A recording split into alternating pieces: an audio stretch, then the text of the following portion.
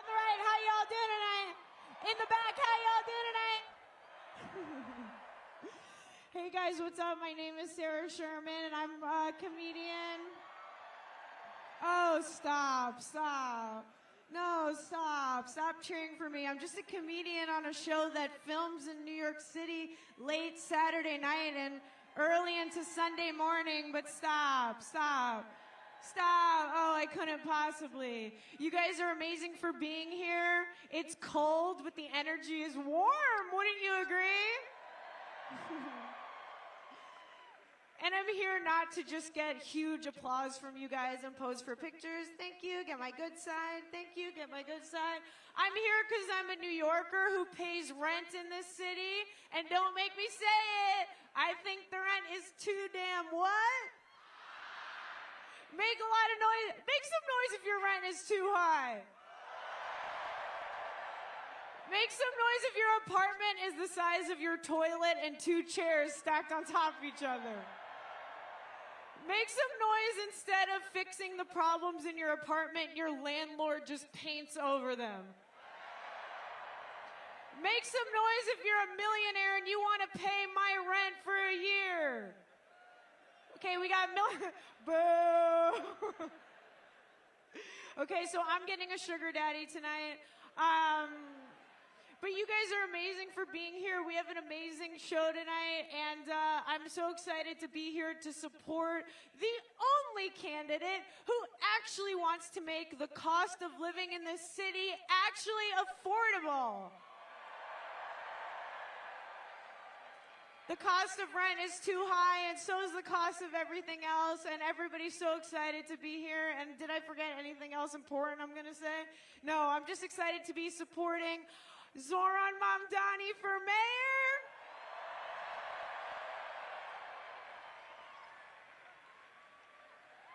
I'm going to be your MC tonight, so get used to seeing my ugly, sweaty ass. And I'm excited to be supporting a candidate who wants to make the city more affordable, and he's the only candidate who doesn't seem to be sweating all the time. So, are you guys ready for an amazing show? You can't even believe it! Thanks for coming. Stick around. I'll see you guys soon. Love you. Have fun.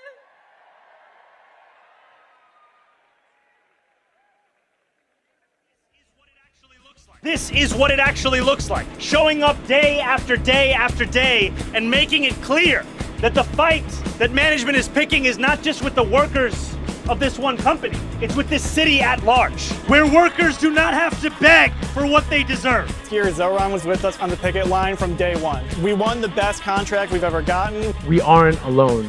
Zohran saw this struggle and he partnered up with my union, and because of this organized effort, we were able to secure the largest debt relief in New York City's history. Banking on a belief that they can outlast your solidarity with their lives. Having a union job, is food on the table, a roof over your head. These are members volunteering their time. He really understands the needs of the working class. We also are fighting for a city where New Yorkers can rest. And when I think about who won the weekend, it's organized labor. I believe every New Yorker deserves a life of dignity, safety, and stability, and that it's city government's job to deliver that. Freeze the rent! Freeze the rent! Freeze the rent! Freeze the rent!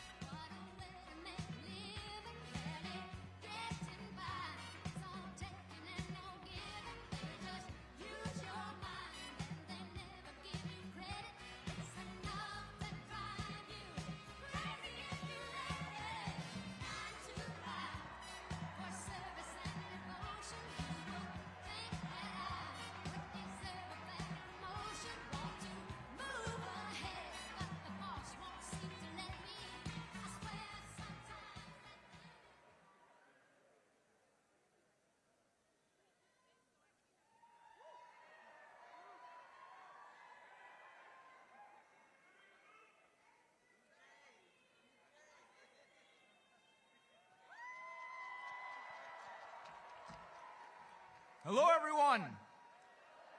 My name is Arturo Navarro Tresero. For 45 years, mi abuela was a member of 32 BJ, cleaning the floors of Midtown office buildings.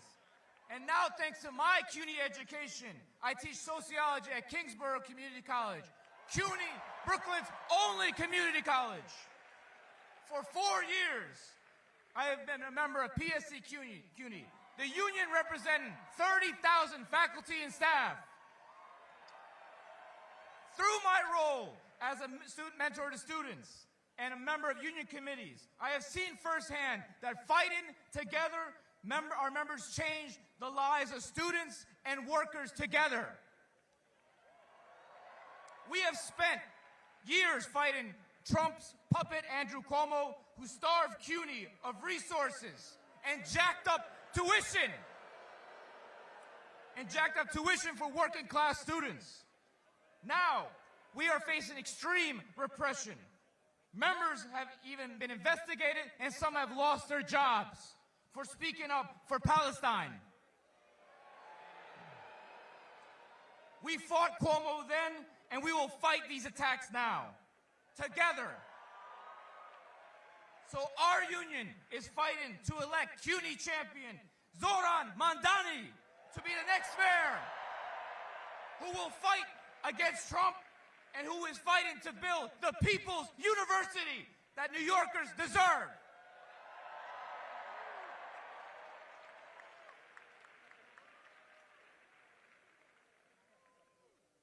What's up, New York?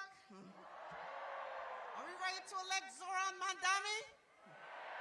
If you're ready to elect Zohran Mamdani, make some noise!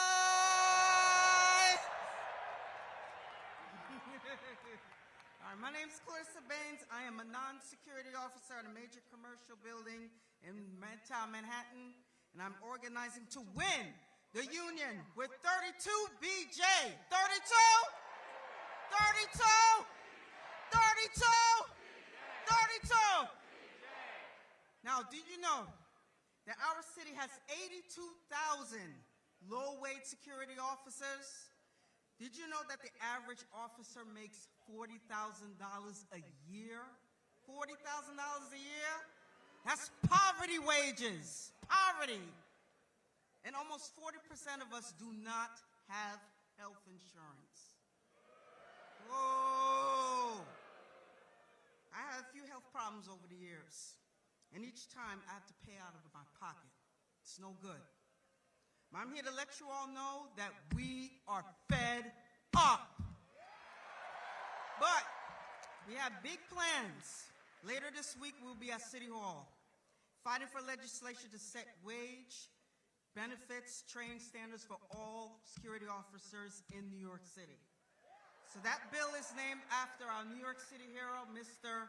Alada Etienne, may he rest in peace, our fallen security officer who gave his life while protecting others during a mass shooting in Midtown Manhattan.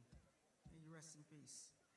And in my workplace, I'm organizing 32 BJ and my coworkers to organize a union, not only in my building, but for all 30 buildings serviced by my employer. So thank you, Zohran Mamdani, stand with Alad's family, and when tragedy struck, our security officers in our fight, we got your back.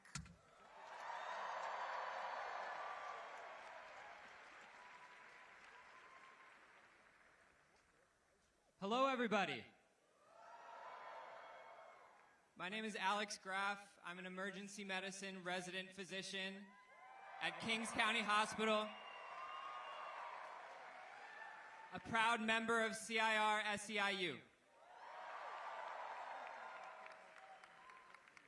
Every day in the ER, I see patients that come in with preventable, serious medical illness. Metastatic cancer in a patient who may have been diagnosed early if they had access to primary care.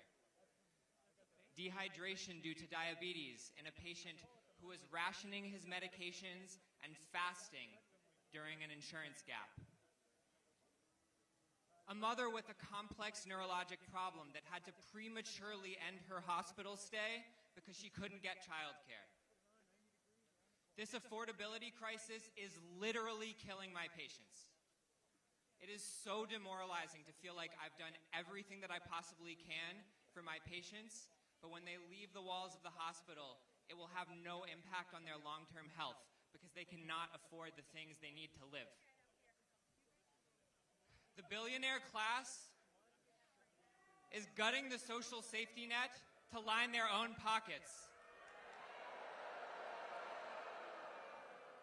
This is going to disproportionately affect working class community of color, and it's a tool of structural racism. That is why we must build a healthcare system that is for people and not profit.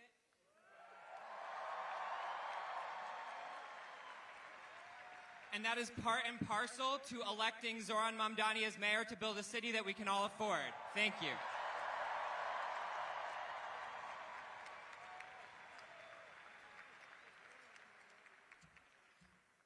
Good evening, fellow New Yorkers. My name is Debbie Feuerman. I'm a social worker at a community mental health center at Maimonides Hospital in Brooklyn. And I'm a proud member and a delegate of 1199 SEIU Union.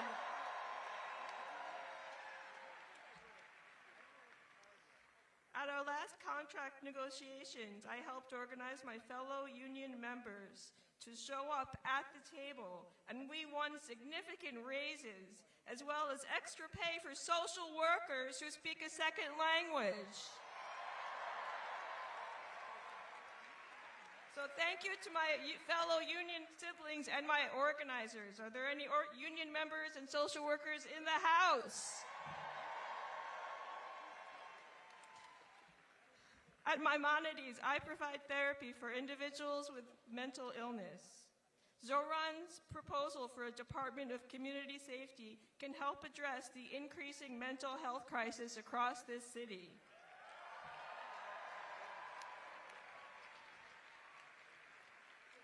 The police are not trained to work with people experiencing a mental health emergency. We have to keep everyone in our community safe, including the people experiencing a mental health crisis. Right? And I've learned as a social worker, individuals living with severe and serious mental illness like schizophrenia, they deserve and need empathy, connection to long-term housing and social services. So, most of the people that we serve at Maimonides depend on Medicaid for care. So the mental health crisis is only going to get worse after the federal Medicaid cuts kick in if we do not act. And I'm proud to say, and if it matters, I happen to be Jewish. And yesterday, I proudly cast my vote for Zohran Mamdani to help us address these issues. Thank you.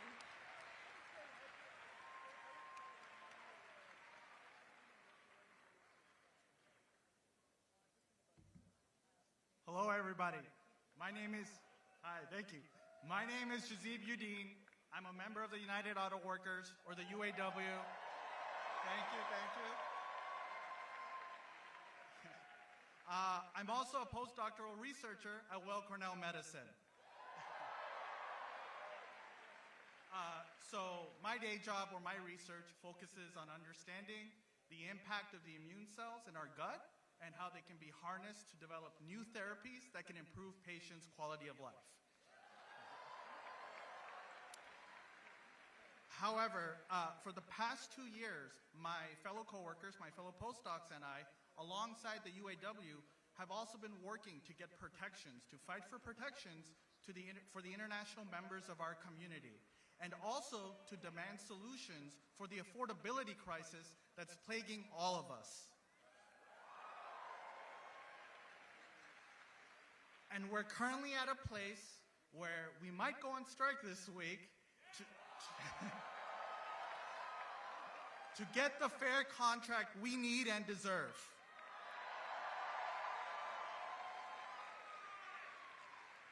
Our fight has only grown more urgent this year as the federal government attempts to slash funding for research institutions while simultaneously attacking the international members of our community.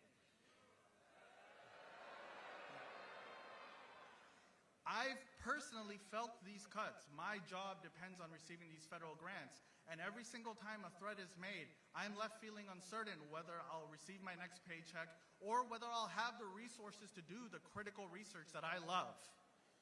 And this is why it is so exciting to have a mayoral candidate like Zohran Mamdani. A person who we know will fight to address the affordability crisis we are all facing. A person who will defend the rights for all immigrant members of our community. And a fellow New Yorker who will stand up with us against this federal administration to protect our city.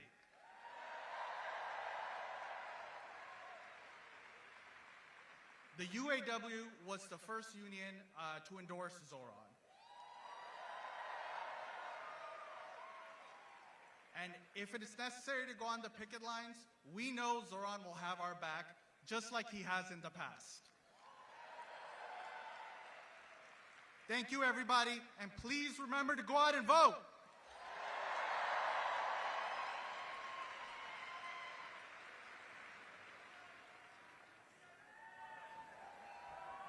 Hi, everyone. First, I want to give some love to people who canvassed today. Let me hear you if you canvassed today. And shout out to my group in Chinatown at noon today. Now, I want to hear you if you are a city worker. City workers. Hey, in the house. And now, lastly, make some noise if you are an artist or an art worker. Hey! My people. My name is June Lei. For 6 years, I've been a member of District Council 37, the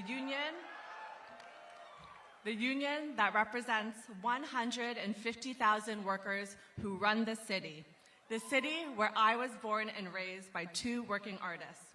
I am the secretary of Local 1502 at the Brooklyn Museum, where I produce public programs like the beloved free flagship series First Saturdays.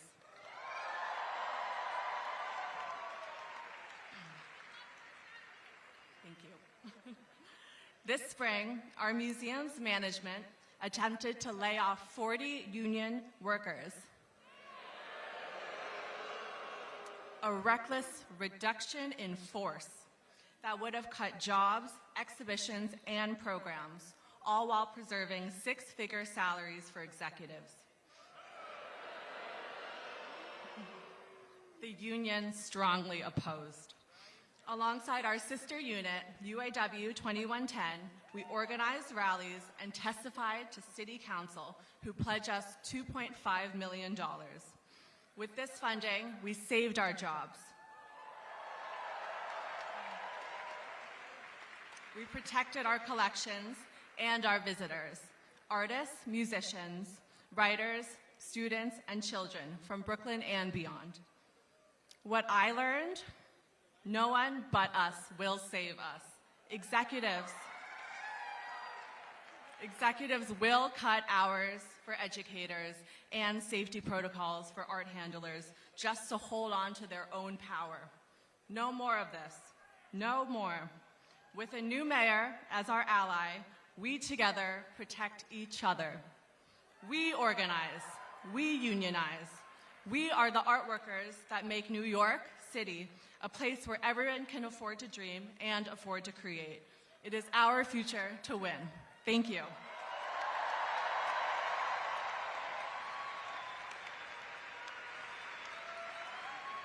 Hi, how's everyone doing tonight? Hello. My name is Kai Fritz. I am a Starbucks barista. proud union member and New Yorker, and I'm here today because I know that New York is not for sale. And I want to live in a New York for workers, not for corporations. Starbucks and its CEO, Brian Niccol, are the embodiment of corporate greed and oligarchy. Niccol was paid $96 million last year for just 120 days of work. That is 6,666 times what a barista like me makes. His wealth comes at the expense of workers like me, our health care, our rent, our grocery bills. This is a broken system, but we are fighting back and we are fighting to win. Starbucks Workers United is one of the fastest growing union movements of this century. Over 12,000 of my union siblings have organized and inspired workers all over the world, and we are not backing down. Our fight for a fair contract is part of a larger struggle for dignity, for justice, and for an economy that works for all of us. Not greedy corporations, not billionaires, not oligarchs, for all of us.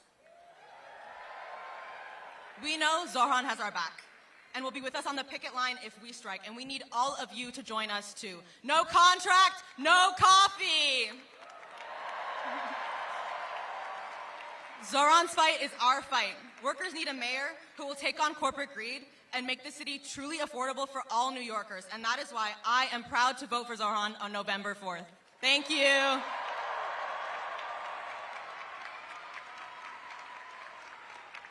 Who are we? Who are we? Who are we? Yes, sir.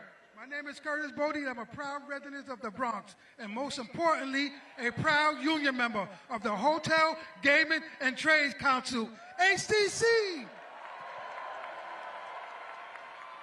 My union and I have fought tooth and nail to win the best wages, benefits for hospitality workers. And because of our contract, we was able to thrive through the hardest times. When the pandemic hit and tourism collapsed, my brothers and sisters and I had a lifeline. That contract is set to expire this July. And everything we work to do from now until the summer is to make sure we are ready to demand the wages, benefits, and protection we deserve. This fight will decide the future of 3,000 workers and their families for the next decade. And with so much on the line, we need a mayor to stand with us, not sell us out.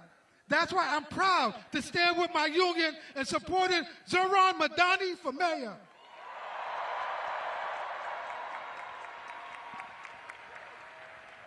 Whether it's holding hotels accountable to keep workers safe and pushing back where Airbnb is spending millions of dollars to take our homes and our jobs.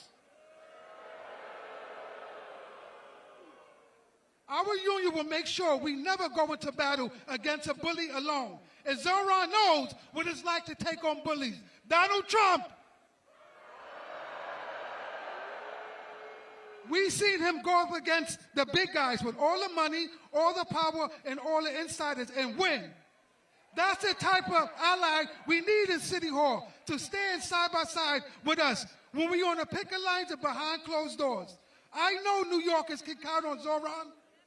Now let us show him we can count on him and vote next Tuesday for Zohran Mamdani for mayor. Please put your hands together for a visionary leader and fighter for workers everywhere, SEIU President April Verrett.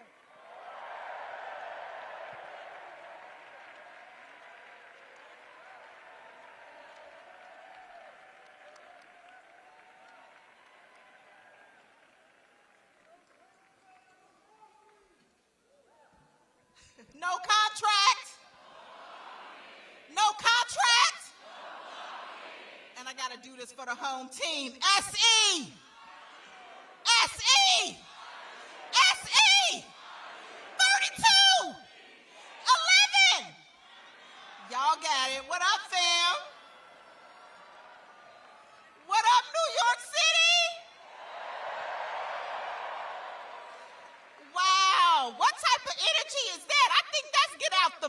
energy. As you all heard, I am indeed April Verrett, the extremely proud president of the 2 million member Service Employees International Union. And I've been trying to get here, and finally y'all called. I was like, I'm coming. I had to be here tonight because when working people anywhere show up for a fight, SEIU gon' damn show up for the fight, am I right? And make absolutely no mistake about it, working families across New York City are in the fight for your lives. Pick any issue and it's abundantly clear.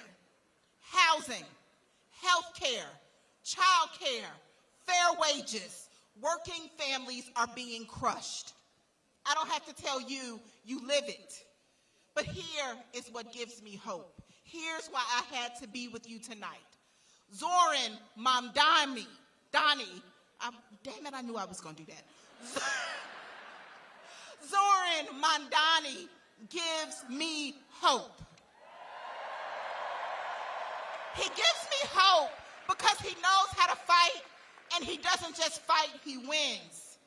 And that is why in just 9 days, not only is he gonna win, we are all gonna win when we make him the next mayor of New York City.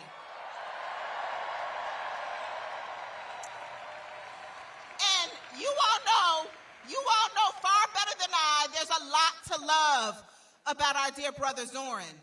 But one of the things that I love about him, he is not just a fighter, he is a believer. He believes in people. He believes that every New Yorker deserves dignity, opportunity, and the chance to lead and live a life of dignity and respect. When working people are backed into a corner, he does not look away. He doesn't look away, he looks for a way through. He's the kind of leader who listens when others dismiss us. He's the kind of leader who shows up even most of the time when others are uncomfortable. He's the one who's going to stand with the people until victory is won. And he knows that the cost of living is crushing working people in this city. But here's what makes him different. He doesn't throw his hands up and say, oh, that's just the way it is. He believes something radical. He believes that government can actually work for us. Not just for greedy billionaires, not just for developers, not just for hedge fund managers. He believes it is the people who make this city run, and it is the people who should share in the prosperity of this city. And another reason that I crush on our boy Z, somebody say, oh, you could just call him Z. Another reason that I crush on Z is because he carries a superpower. He carries radical imagination. Radical imagination. That is the courage to believe that better is possible, and not just believe it, but have the discipline to organize until you make it real. And here's why I get to crush on all y'all too. Because he's not the only one with that power. You got it too. It is our inheritance, radical imagination is. It is the force that carried people through every single crisis, every struggle, every fight for freedom. Radical imagination is what led enslaved Africans to dream of liberation when they never knew freedom. Radical imagination is what moved women to demand the right to vote in a world that told them to stay silent. Radical imagination is what drives workers to strike, to organize, to say no coffee, no contract, to organize security officers. Radical imagination is our power, it's our legacy, it's our inheritance, and it's ours to make our dreams come true. It's that same power, that same unstoppable force that is alive in this auditorium tonight. Can you feel it? Can you feel your power? Family, Our charge in this moment is to remember that power has always has rested with the people. And when we organize, we make history. And history does not happen by osmosis, family. It takes work. It takes discipline. And it certainly takes love. It takes love. It takes love for each other. It takes love for your city. That is why, y'all, you got 9 days. 9 days to knock every door, 9 days to make every call, 9 days to bring every last voter into this movement. So when you leave this rally, get your phones out, text your friends, call your coworkers, get on that family thread, hell, call that ex. Yep, I mean it, call that ex, because this moment is too important for you not to. And I'll close with this. Zohran Mamdani will be the kind of mayor that wakes up every morning and works his heart out for you. He will work his heart out for better jobs, for fair pay, for better educational opportunities, for affordable housing, for better health care, for quality and affordability, and the protection of our rights and of our democracy. That's leadership, New York. That's the future we can build together. Let's finish strong. Let's go get it.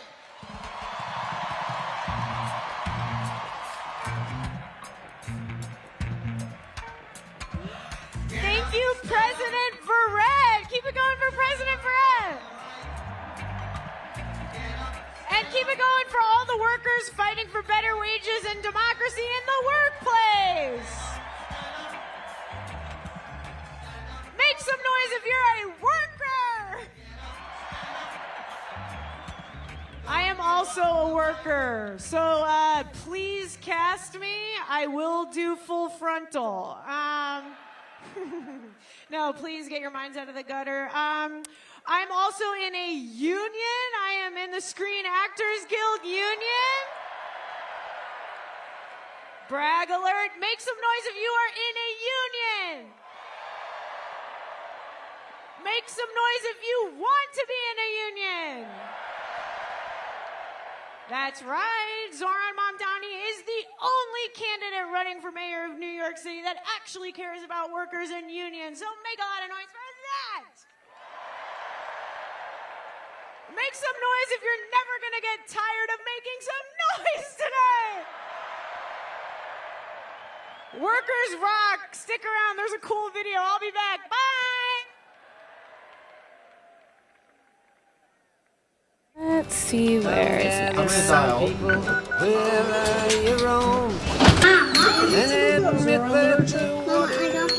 So much, I think, what you encounter in terms of canvassing is not even people being hostile to a candidate. It's that people are really, really reticent to put trust in politicians. And I think that canvassing is an opportunity to try to build that trust. Canvas launches that continued in the pouring rain.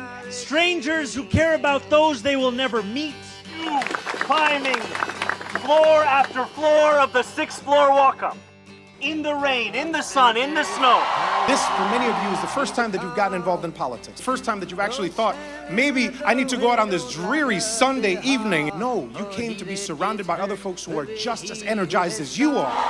All we need is someone with the will and the strength and character to fight for us. People really believe in this man, and I kind of do too. I don't kind of, I do. Dreaming demands solidarity. When I look out at this room and out onto the midnight skyline, that is what I see.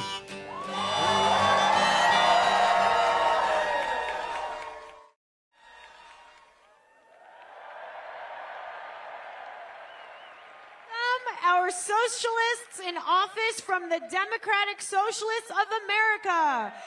Senator Julia Salazar, Assembly members Claire Valdez, Marcella Matenis, Sarah Hannah Stretsha, and Emily Gallagher, and City Council members Alexa Aviles and Tiffany Caban.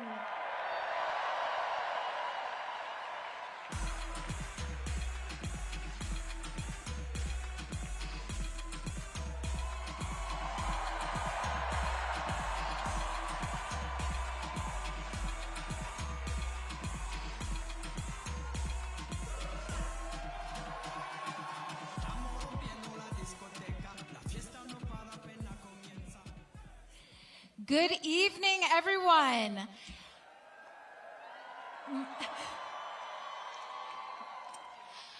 I am New York State Senator Julia Salazar. In 2018, I became the first Democratic Socialist elected to our state legislature in nearly a century.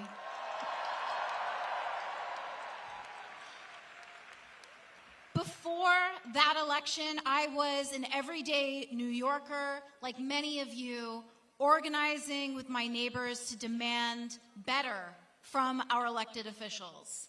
But rising costs and skyrocketing rents were making it harder and harder for working people to stay in our neighborhoods. And fellow DSA members told me that I couldn't stay on the sidelines.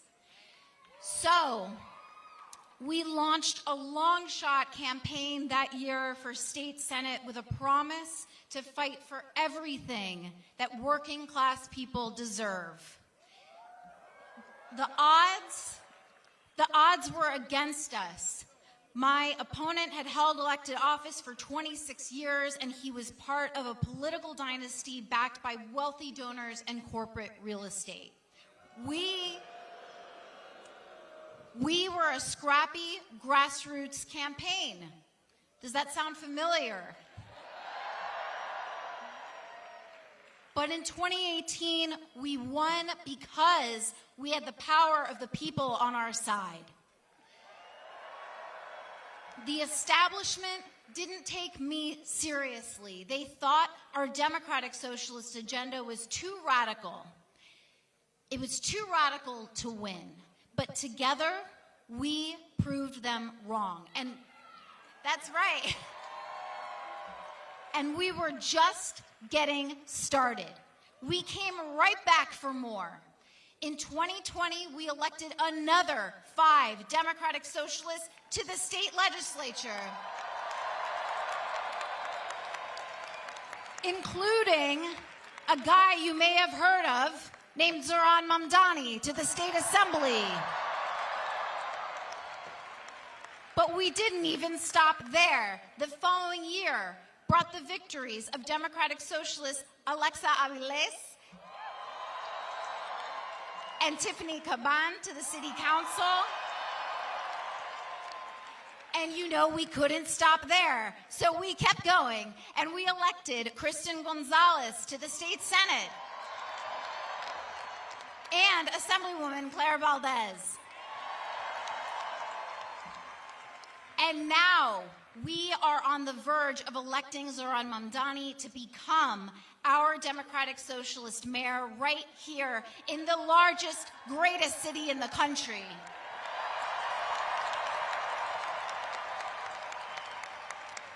This incredible campaign demonstrates that we not only have the people on our side, but our movement has grown. Is it radical to demand that billionaires finally pay their fair share of taxes? Is it radical to fight to abolish ICE? Is it radical to believe that every family in New York should be able to afford childcare? These are the demands we must make to build the future we dream of into a reality. New York City, are we ready to elect Zohran Mamdani as our next mayor? Are we ready? Are we ready to tax the rich, to fund universal childcare, and make our city's buses fast and free? Zohran's vision for New York is one that is affordable and dignified for everyone. Families won't have to choose between childcare and paying the rent, where our neighbors aren't punished for speaking out against a genocide in Palestine. On November 4th, we will remind the elite once again that we have the people power, and we will give Zohran the mandate he needs to lead our city. And after we secure this election day victory, you can continue to build with us by joining DSA.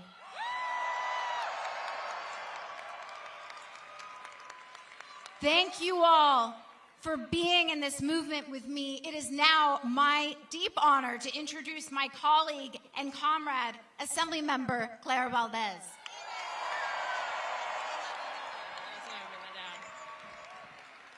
Okay, hello, hi Queens. 6 years ago, I joined DSA because I saw power in our movement. I saw organizers like Julia Salazar and Alexandria Ocasio-Cortez take on political dynasties and big money and win. And I wanted to be a part of it. And I wasn't alone. I'm standing here with so many of our electeds that we've managed to get across the finish line against incredible odds over the years. One of them, not on stage yet, Zohran Mamdani.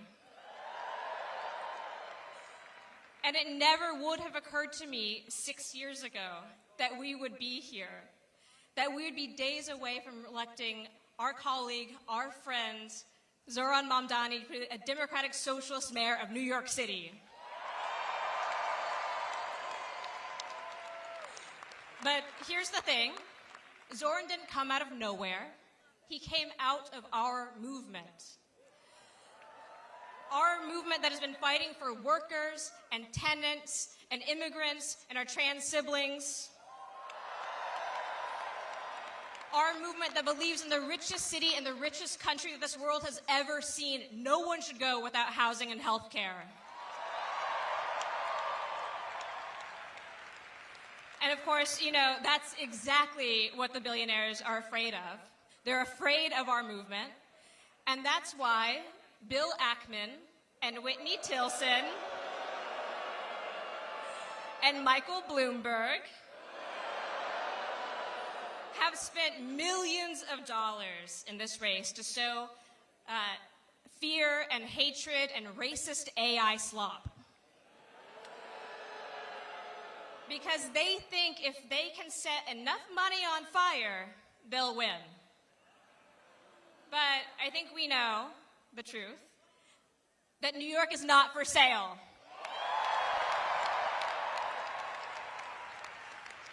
But friends, our work is not done, and unfortunately it's not even done on November 5th.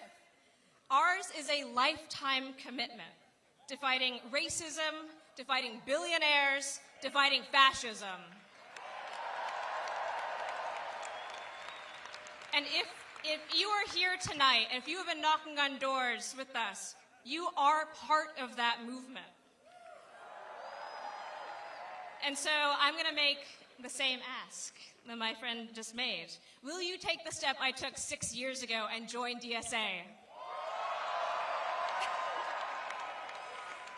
We're taking down names.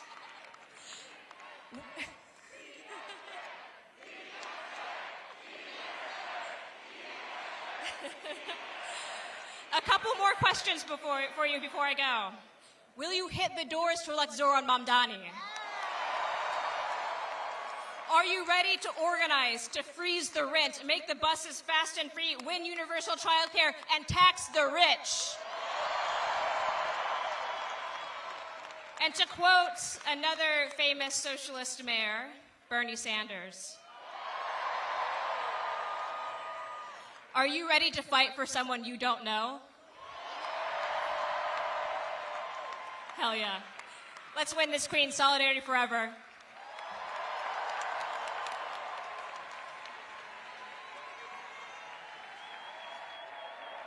You know him. You love him. Please give it up for New York City Comptroller Brad Lander.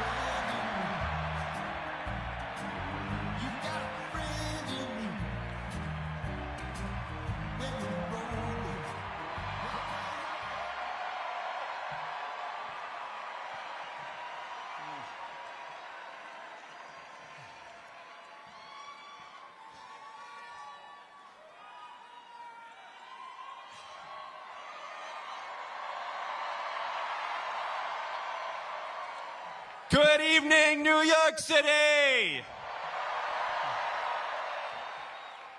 I'm Brad Lander, the New York City Controller, also known as your second choice in the primary. That primary gave me a front row seat to see this powerful coalition that Zohran is building, and then to become part of it. Watching Zohran up close, I got to see how hungry New Yorkers are for a city they can afford, where everyone is welcome, and with a leader who inspires us. So, when the opportunity to cross-endorse arrived, I knew just what to do. For starters, we had to send that corrupt, abusive bully Andrew Cuomo back to the suburbs. I said it on election night, and I can't wait to say it again next Tuesday. Good fucking riddance!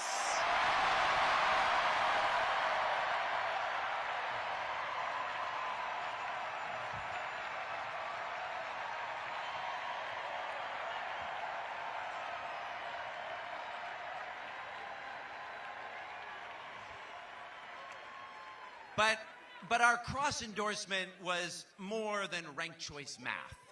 It also showed the possibility of solidarity.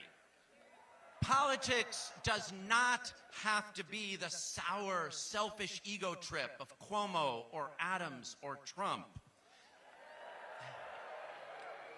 Politics can be a team sport for building the New York of our dreams. That's what Zohran is building. And that's what all of us are building. So, I want to start by asking, how many of you, like me, are Jews for Zohran? Now, you might not think it from the press, but you could hear it here. Zohran's coalition includes hundreds of thousands of Jewish New Yorkers. We see in this campaign a way to fulfill Jewish values like B'Tselem Elohim, that everyone is created in God's image, or Ve'ahavta et Hager, that we're commanded to welcome refugees. On primary night, Zohran made a commitment to reach out to people who disagree with him. And since then, I have seen him keep that promise in dozens of meetings with rabbis and Jewish leaders, in house parties, in synagogues, at town halls, at Rosh Hashanah and Yom Kippur services. In each one, Zohran listened intently to people's hopes and also to their fears, including all too real experiences of anti-Semitism. With patience, with compassion, and with a plan, he has made it crystal clear Zohran will work to keep Jewish New Yorkers and all New Yorkers safe. Now, how many of you are Muslims for Zohran? Assalamu alaikum. I want to speak to you as a Jewish New Yorker because this race, especially in the last few days, has seen outrageous Islamophobia. For shame. Shame on you, J.D. Vance, and shame on you, Andrew Cuomo. Andrew Cuomo and his billionaire donors have sought to exploit both anti-Semitism and Islamophobia for his political gain. It's gross, and we won't stand for it. Jews and Muslims will not be divided against each other.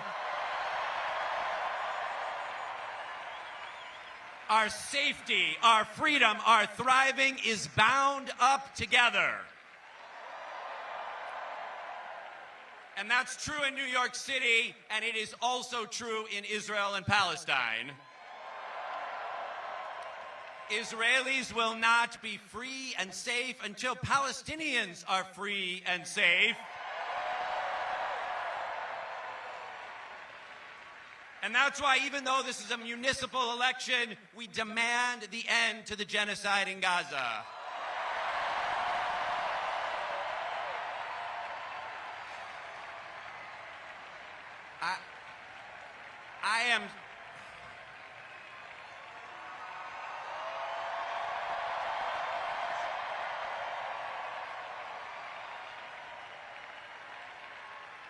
I am so thrilled that the hostages are home.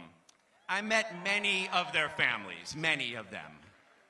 Now, the ceasefire must be honored, and aid must flow in, and a path to Palestinian freedom and peace must be found. We might see different ways of getting there, but we won't compromise anyone's humanity. And that includes immigrants coming to our city, fleeing violence and war and poverty. This spring, in June, when I was arrested at 26 Federal Plaza trying to accompany Edgardo, Zohran was the first mayoral candidate to show up and demand my release. I've been back every week since. This past Thursday, I was there for the detention of a 16-year-old high school student named Joel. For shame, shame. And I went back to get arrested in civil disobedience again last month, along with a lot of you. We will fight Donald Trump by showing up for our neighbors at 26 Federal Plaza or anywhere else he tries to come for them. We will fight Donald Trump by standing with our Attorney General, Tish James. We will fight Donald Trump by saying good riddance to his puppet, Andrew Cuomo. And we will fight Donald Trump when we show up in historic numbers with our neighbors, with our friends, with our families to reject his politics of corruption and billionaire rule and elect Zohran Mamdani, the next mayor of New York City.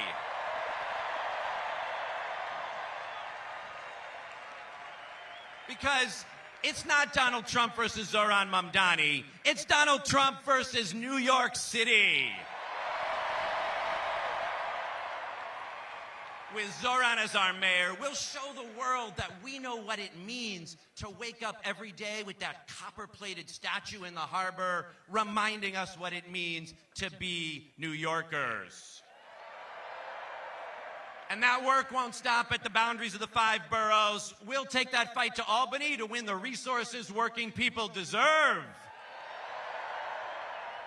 And we'll take that fight to the halls of Congress, where it's more important than ever that we have leaders who understand this moment and who will be partners to Zohran. Finally, the New York of our dreams won't build itself. We will build it together. So, let me see again. Where are the Jews for Zohran? The Muslims, Christians, Hindus, Sikhs, people who aren't religious, blacks, Latinos, Asians for Zohran, LGBTQ. Look around you. This is the New York of our dreams. And now, it's on us to make it real. The coalition that won the primary by turning out new voters in historic numbers, you knocked 500,000 doors in those last 11 days. We need to do that now again. To remind those voters, there's one more election on November 4th for all the marbles. So, QR code, sign up to Canvas right now, please. I'm doing it. Please join me as well. Our sages say, Kol ha'olam kulo gesher tsar me'od. All the world is a very narrow bridge, and the most important thing is not to be afraid. So let's canvass, let's vote, let's cross that bridge together. Let's elect Mayor Zohran Mamdani. Let's build the New York of our dreams. Thank you very much.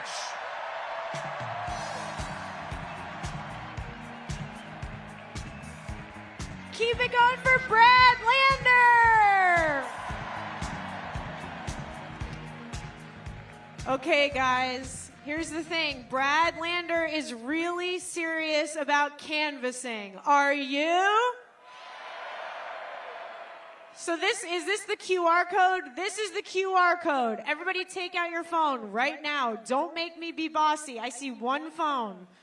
Why do I see one phone? I know you all. Take out your phones right now. Take a picture of me. And then scan the QR code, and I'm not getting off stage until every single person takes out their phone, does the QR code. I don't know how to do that, but you all do. And sign up for canvassing, because how many days do we have left? Is that true? Are you going to canvass tonight after this? Right. Is everyone? I'm gonna wait until you all sign up to canvass. Sing with me. Stand clear of the closing doors, please.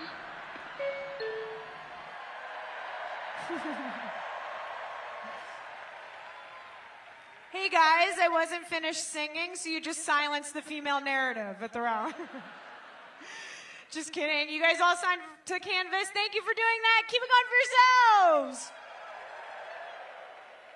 I've got an amazing joke for you. A reverend, a rabbi, and an imam walk into the bar, and the bartender says, "What are you having?" And they say, "No Cuomo."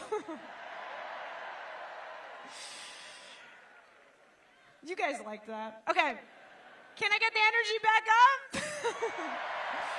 You guys, please give a warm, not cold, not chilly, a very warm New York welcome to Reverend Charles Galbraith, Rabbi Sharon Kleinbaum, and Imam Khalid Latif.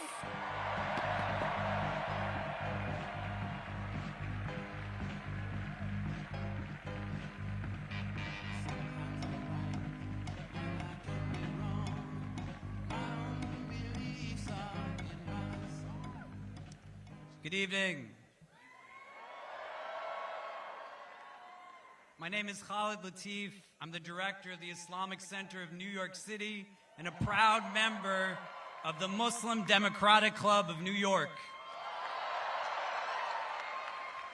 We are gathered at a time when too many people in our city and in our country are being told that they don't belong, when the language of our politics too often divides rather than unites, when people are made to feel invisible, not because of what they've done, but because of who they are.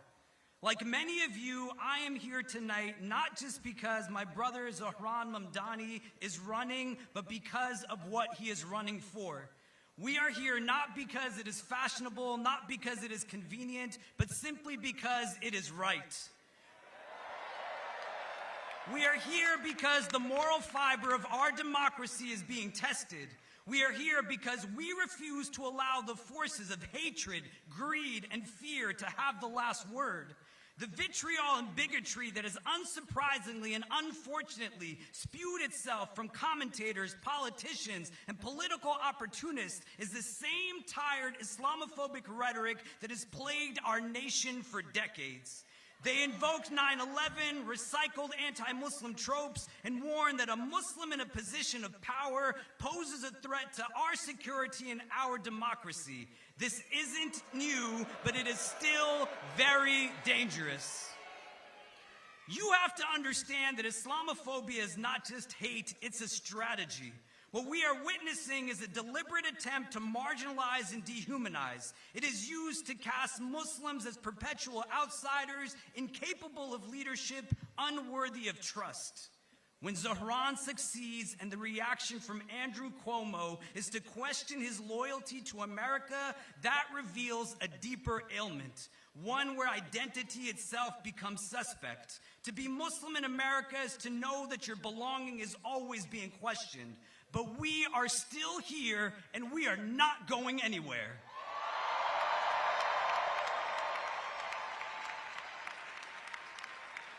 The same forces that target Muslims are also targeting immigrants, the working class, the homeless, black and brown people of all kinds.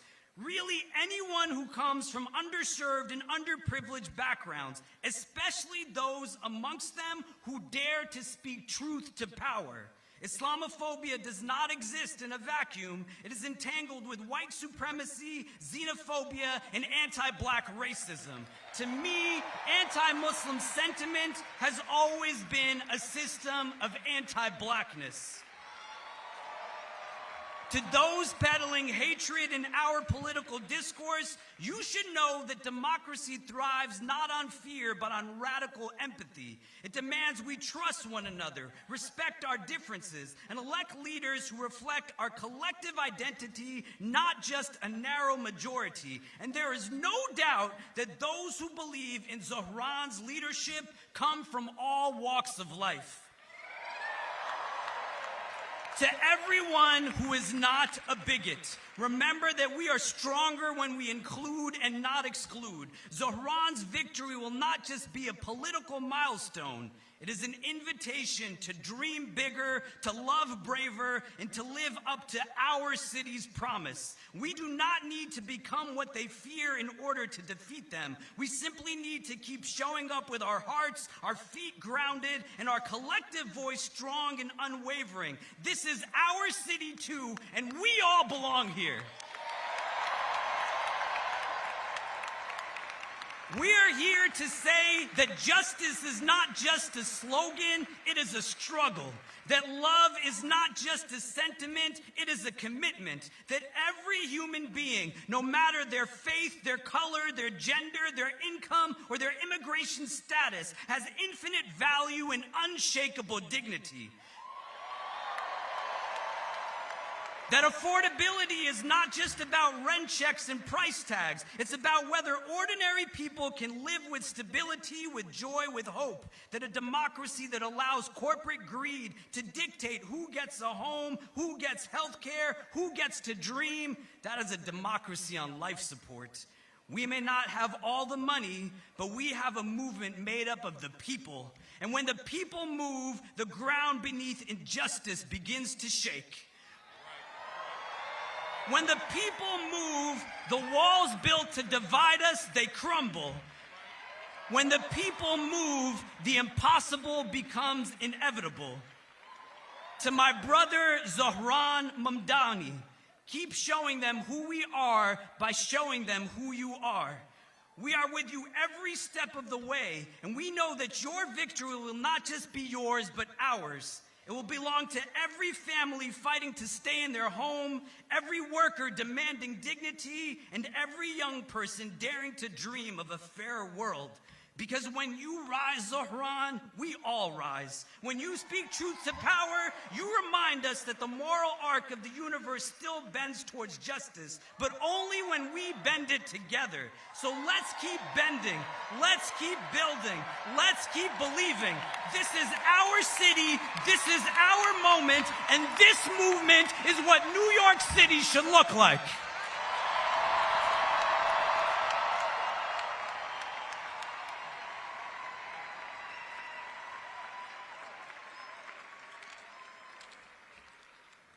This is the vision of New York City that we love. A Muslim, a Jew, and a Christian stand here supporting this campaign to take our city back. My name is Sharon Kleinbaum, and I'm a rabbi here in New York City who is dedicated to the vision of transforming this city into a place in which all of us live in peace and security and can afford to live in this city. In our Jewish story, read this past Shabbat of Noah after the flood, God says to all of us, I set my rainbow in the clouds as a sign of the covenant between me and the earth. Now it is your turn to make sure the earth is taken care of. That rainbow was the first covenant, a promise of life and diversity, a sign that creation itself is holy in all of our colors, a sign that it is up to us to create a future free of corruption and violence, which we're told caused God to flood the earth with the Mabul, with the flood itself. Our sages then taught in Pirkei Avot, in the Mishnah, that the rainbow was one of the last things that God created, Bein Hashmashot, in the tender moment between day and night, when light and darkness touch but do not erase each other. That's the spiritual hour New York City lives in all the time, between light and shadow, wealth and poverty, despair and hope. And it is in that in-between place that holiness is born. Centuries later, two Jewish sons of immigrants, Yip Harburg and Harold Arlen, dreamed another rainbow into being. There was no rainbow in the original Wizard of Oz. In the depths of the Great Depression, they wrote somewhere over the rainbow. From a place of despair and hopelessness, we can imagine the creativity of a rainbow with color and vision and creativity. A vision not of escape, but of courage. A world in which people could live free and unafraid, where dreams and justice meet. That dream must be renewed in every generation. And we need leaders like Zohran Mamdani to help us keep imagination and creativity alive, to dream of the future and work hard to make it happen.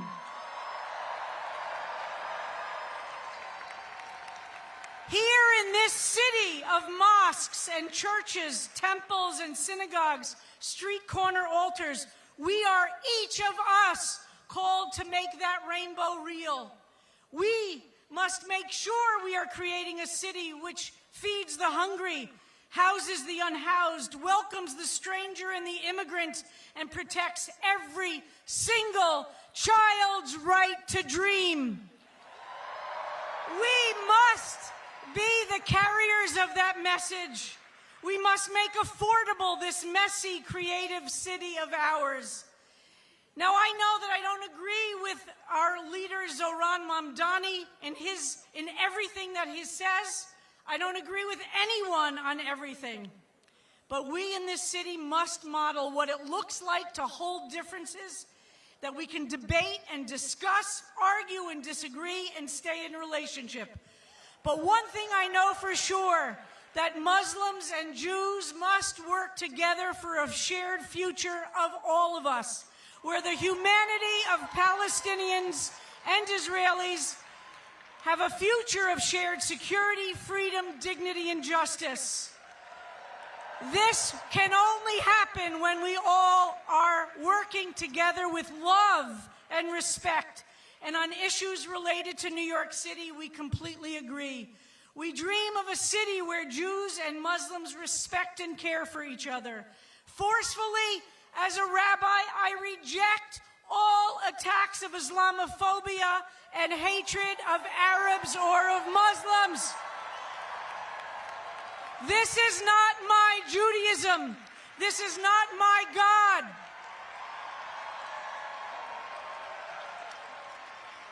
Together, we must reject all these attacks of Islamophobia and anti-Semitism. We need each other.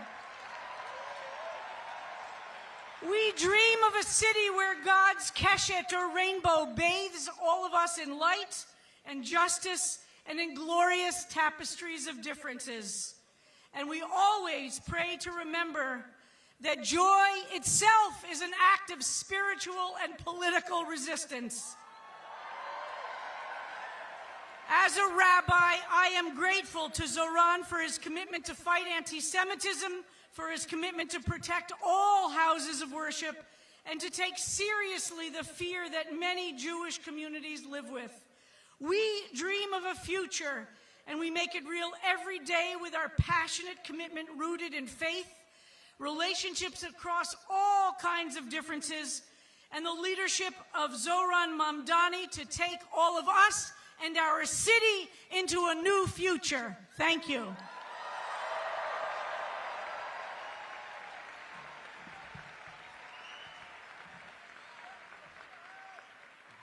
Good evening, New York. My name is Charles Galbraith, and I serve as a pastor in Brooklyn, New York. Is Brooklyn in the house? Without a doubt. I serve a congregation that for over 103 years has welcomed immigrants into its doors and into its community. The faces and the places they have come from has changed, but we realize they are constantly and consistently looking to dream again. We recognize that many of our folks have been pushed and priced out. Healthcare costs has many people feeling helpless. For far too long, their dreams have been deferred, depressed, discounted, and just simply dissed. But I believe that there is a season coming. A season of recovery. In our text, it speaks about a brother who was a dreamer. And I believe that there is another dreamer who has a vision for New York City, who can dream and actualize our way out of food insecurity, out of housing that's unaffordable, out of constantly being underneath a crisis and intimidation to our immigrants. I believe that there is a possibility that rests within our city, and it rests within our brother Zohran Mamdani.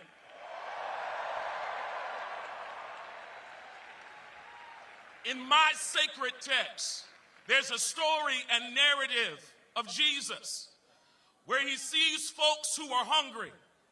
He takes what is there, a few loaves of bread and some fish, and begins to break it and distribute it to people. It's interesting because the text says he broke it, blessed it, gave it to the folks, and everybody ate. I believe it's possible to have a city where everybody can eat. Whether you've been here for 2 years or 22 years, everybody can eat.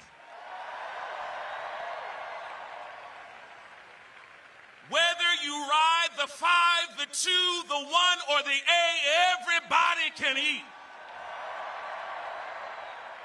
Whether you live in beautiful Brooklyn, the bustling Bronx, money-making Manhattan, Staten Island, or Queens, everybody can. Whether you come from here or from Haiti or from somewhere else, everybody can eat.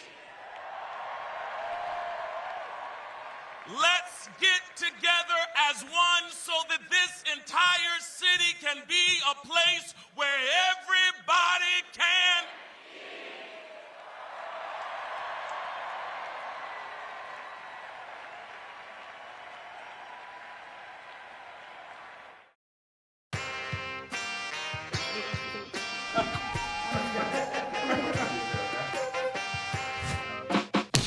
These are not just slogans. These are commitments. Everyone should be able to raise a family in New York. We will deliver universal childcare. We'll make the city affordable for everyone. Change is coming. New Yorkers deserve a city they can afford. We're gonna deliver. It's government's job to make your life better. That's exactly what we are going to do. It's Zohran's agenda. It's New York's agenda. It's our agenda. It's my agenda. All of these concepts are just ideas in the clouds if we do not elect Zohran Mamdani. Join me in welcoming the leaders who will help us bring this home. Governor Kathy Hochul, State Senate Majority Leader Andrea Stewart-Cousins, and Assembly Speaker Carl Hastings.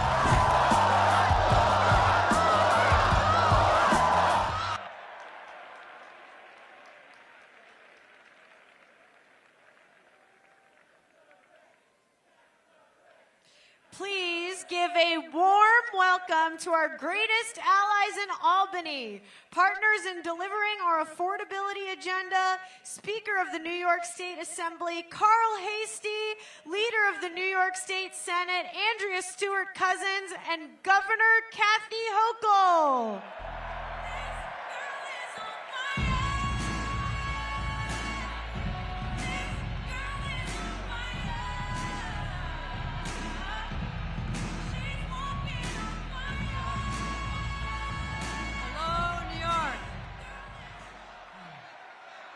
Here we are, everyone.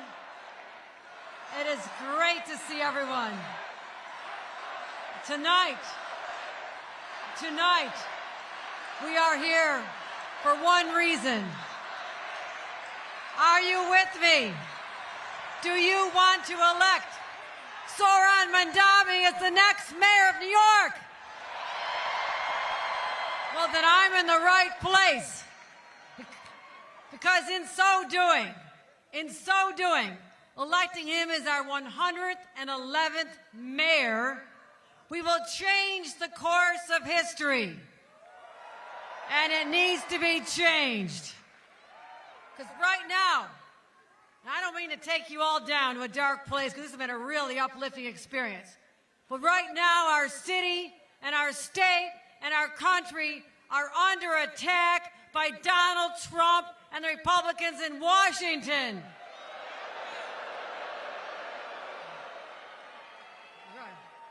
I mean, they're literally not just taking a wrecking ball to the White House, they're taking a wrecking ball to our very values, our people, and our progress. Get this. Donald Trump literally said, the shutdown is about killing democratic priorities. Now, what are those priorities? No, this gets bad. Killing food assistance for babies. Yeah, it really sucks. Killing money for seniors to pay their utility bills. Killing health care for New Yorkers already struggling to take care of their own lives. I mean, it even meant killing Planned Parenthood until we came in with money to keep it alive, because they don't give a damn about women and their health care and their rights to an abortion. They're also killing major infrastructure projects, putting tens of thousands of hard-working union members out of work. Oh, friends, it gets worse. What about the ICE agents flooding our streets as we speak?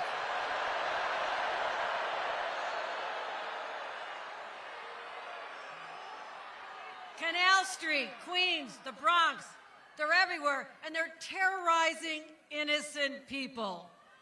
And we have had enough. Now Donald Trump says, oh, we're going after the worst of the worst, the baddest of the bad. They're splitting up families. And let me tell you this actually happened. They took away mothers of babies who were nursing them and separated them. This is how cruel they are. Okay, how do you top that? Now, no, it continues. It's going to continue. It's all bad. Now they're going after our Attorney General, Tish James. They go after Tish James, they can come after any of us. But here's what they did not count on. Here's what they did not count on. They always forget this about us. When we get punched, we fight back, and we fight back hard. We don't just fight, we win. Because time and time again, New Yorkers have been knocked down, and we get up stronger, louder, and more resilient than ever before. So I'll be fighting every day with my partners on the same side, Andrea Stewart-Cousins, and our Speaker, Carl Heastie. Give them a round of applause.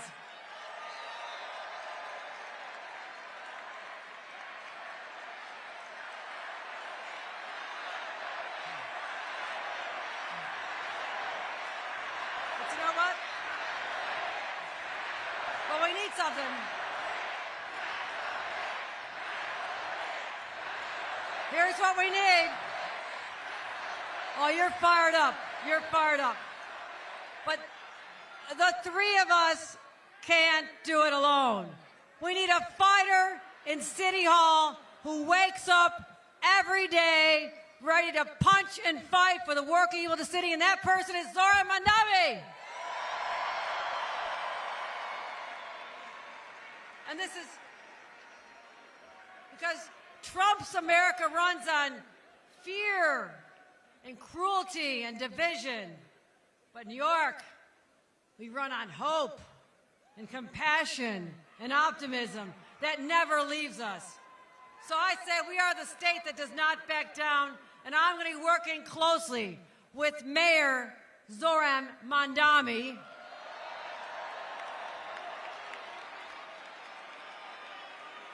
But you know what? Well, you know what I admire about him so much? Now think about this. Zohran Mamdani.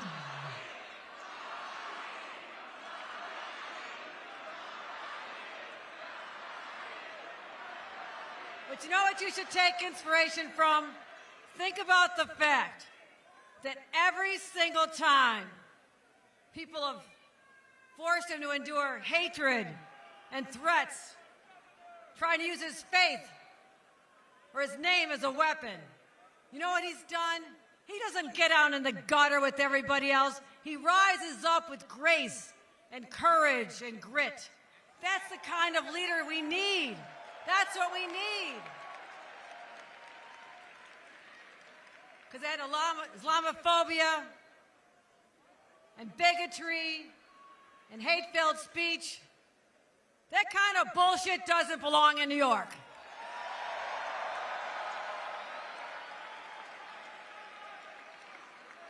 And I see in him someone who sees a New York that is affordable because we want to live here. We want families to grow here. We want them to prosper. So we need more housing. But you know what? Here's something I can tell you about personally.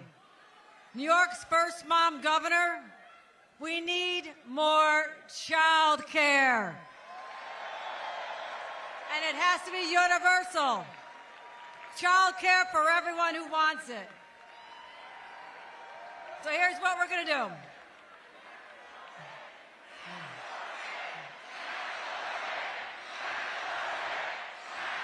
Well, this crowd is fired up.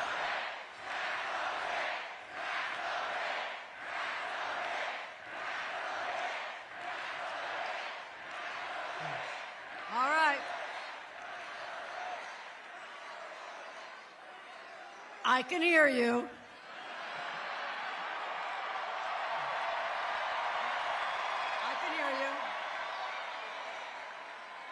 But here's, my friends, you want to see Zohran or not? Okay. All right. Listen, I got one plea for you. I love to see this energy and this passion. And for those of you who've not been involved in the voting or even campaigns before, I am so excited about what is going on here. But I need you to do something. All right, one more thing, my friend. This is about this November's election, but take that energy, that passion, and take it into 26 so that we can take back the House of Representatives, take the Senate, and take back our country. With your help, we will. Elect Zohran, and we take back America. Thank you, Queens. Thank you, New York. God love you guys.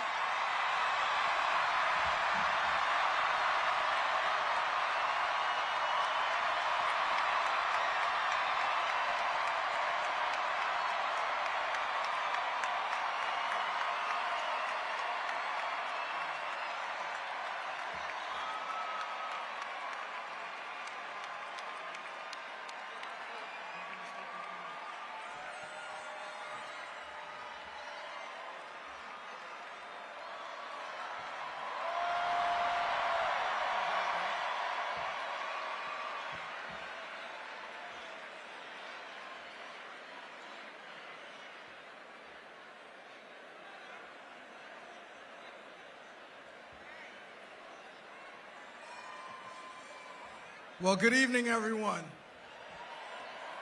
I'm Carl Hasty, New York State Speaker of the Assembly. And I have personally witnessed the profound impact that government can have on the lives of everyday citizens, particularly here in New York. And I come to you today not only as the first black speaker in the history of this state,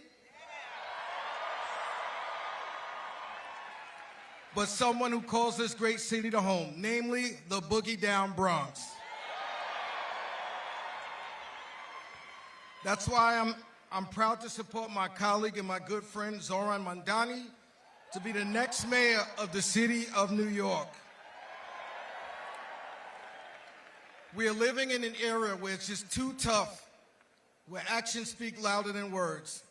Change makers are taking center stage, determined to bring about necessary transformations that will improve our communities.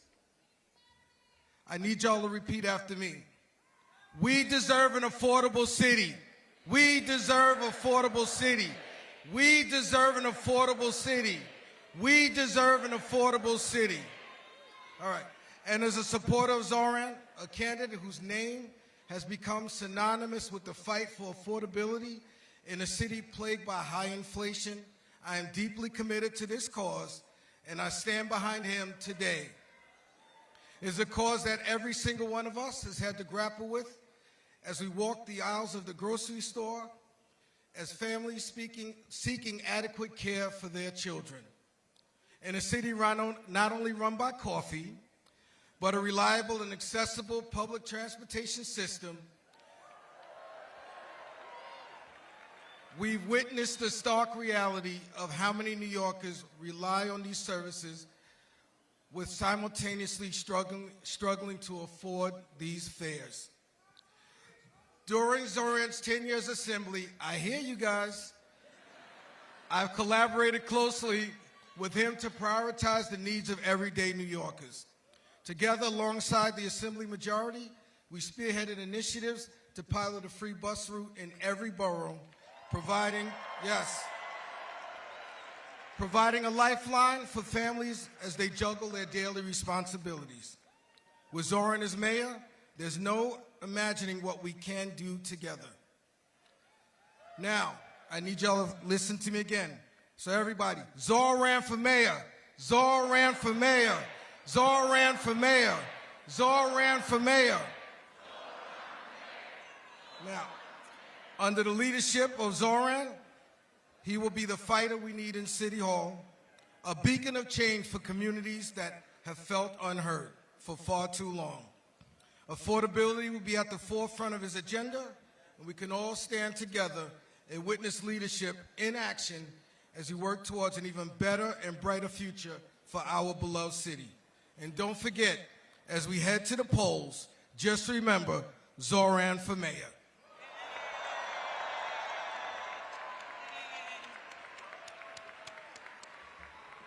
Good evening, New York. I love what I'm feeling here. We're going to win this, right? So, we all hear you.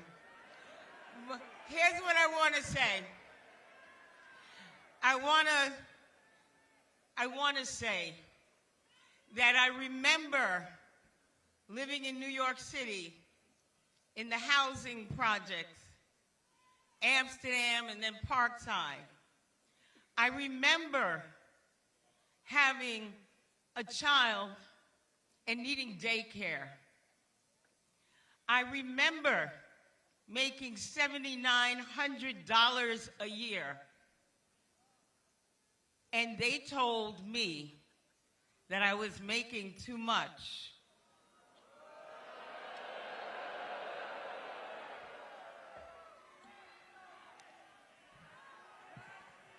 It was the first time that I had the opportunity, because I was young, 20-something, that I stood outside in front of City Hall with so many people just like me, begging the government to understand that I needed to work to support my child with dignity and to have child care. They didn't hear me. Fortunately, my mother stepped in, so I was able to continue work. This is a story that in 2025 still exists. It is a story of unaffordability for the things that we need every single day. However, we have Zohran.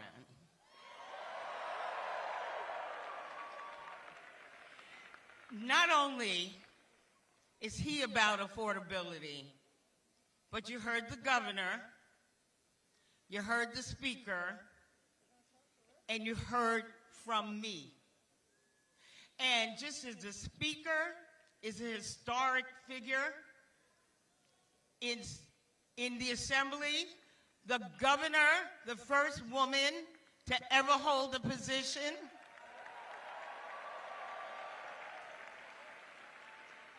and I am the first woman to ever lead a conference in the history of New York State.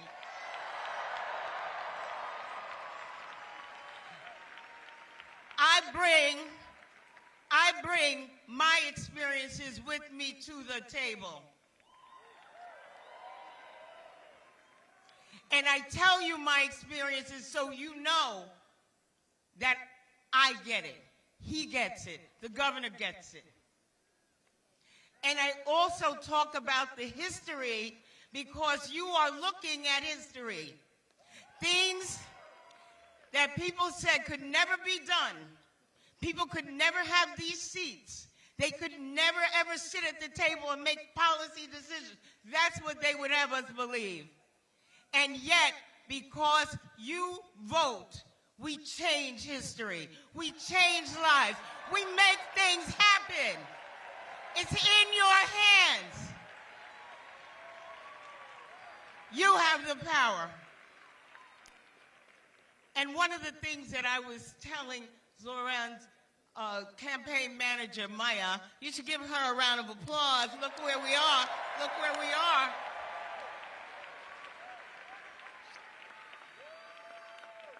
Is that the first time I ran for Senate, I lost by 18 votes. 18 votes. In the longest race in history. They told me for February the next year that I lost by 18 votes. And look what happened. But I don't want you to, I want you to learn from what happened to me. You get out there. Do not rest. Do not stop. Knock on every door. You saw the QR code. Canvass, knock, and get people out there to vote because we don't have another chance. We can't miss this chance.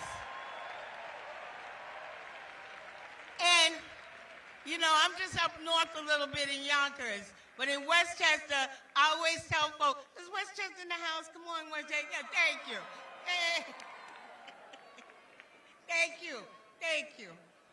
But what I always say up there is when Democrats vote, Democrats win. So here's what, but you know what, I'm going to be collective because I know there's a lot of people here. A lot of people want change. So what I'm going to tell you to repeat after me is when we vote, we win. When we vote, when we vote, let's go win. Thank you.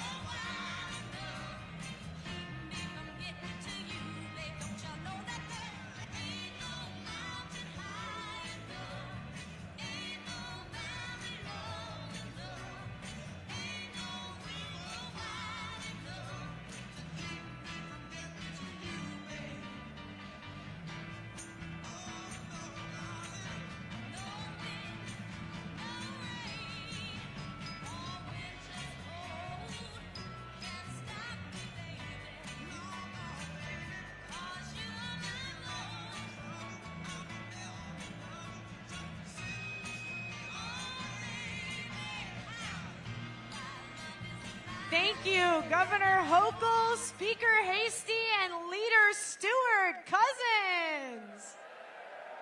Tax the rich. Tax the... Oh, it's cool. You know, if you think about it, they were all former coworkers with Cuomo in Albany.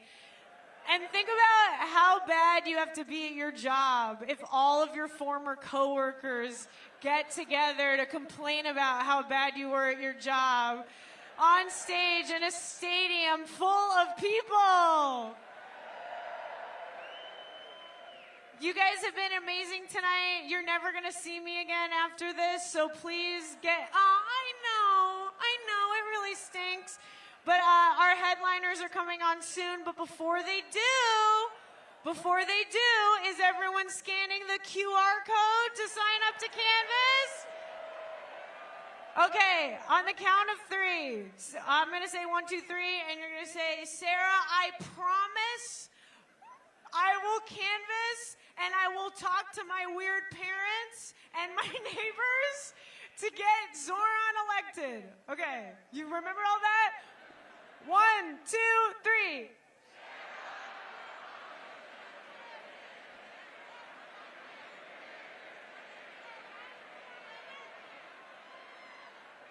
You sort of got it. Give it up for yourselves. You guys are amazing. Thanks for coming out tonight. We have some amazing headliners, and there's 9 days left to go. Do everything you can to make sure we elect Zohran Mamdani with a mandate to make New York City more affordable for all of us. And please give a warm welcome to the Resistance Revival Chorus.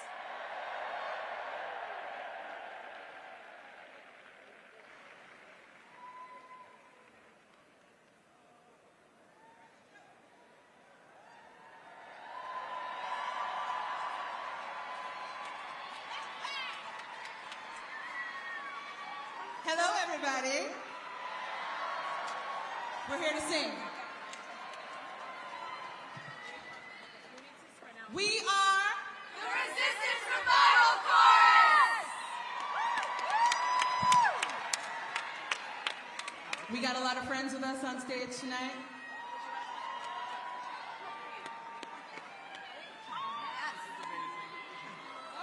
Oh, there they go.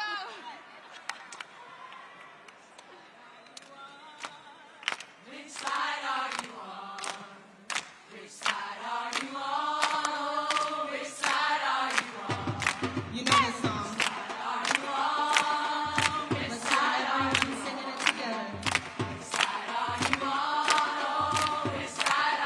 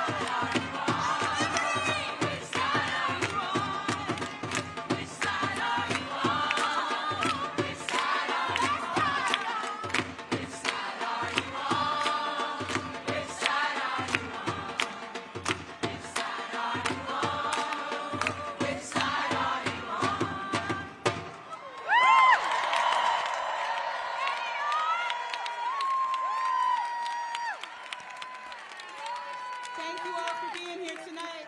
We are and Red Barat and Brad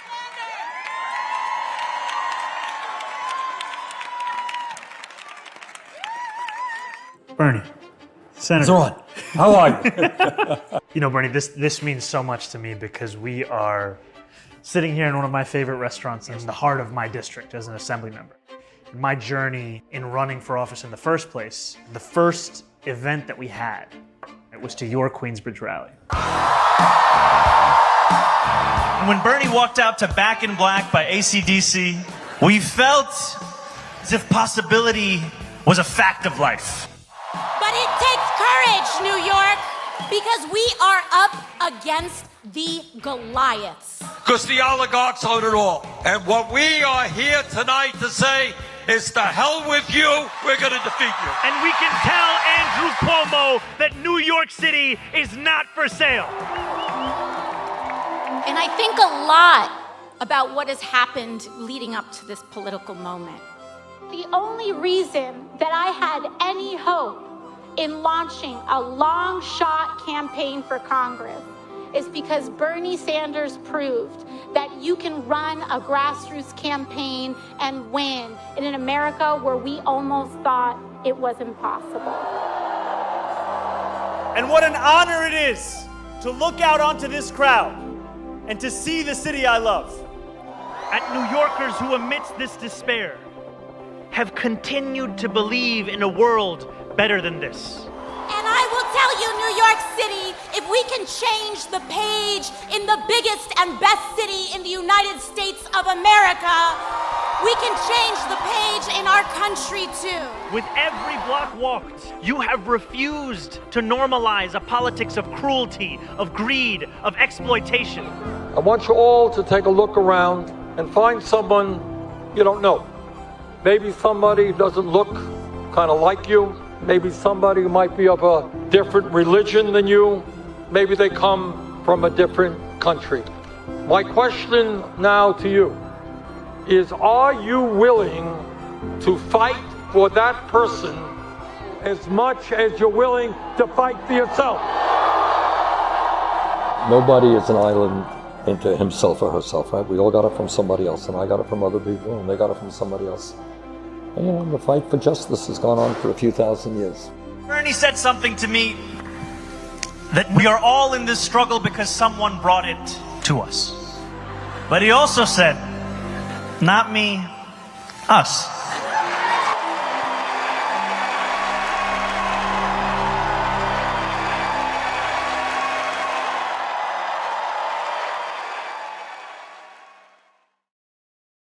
Bernie, Senator. Zohran.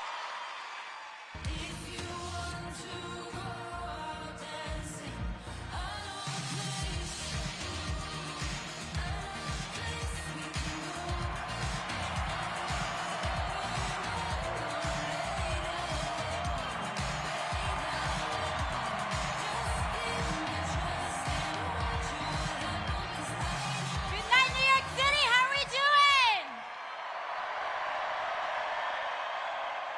I can't hear you, New York City. We can do better than that.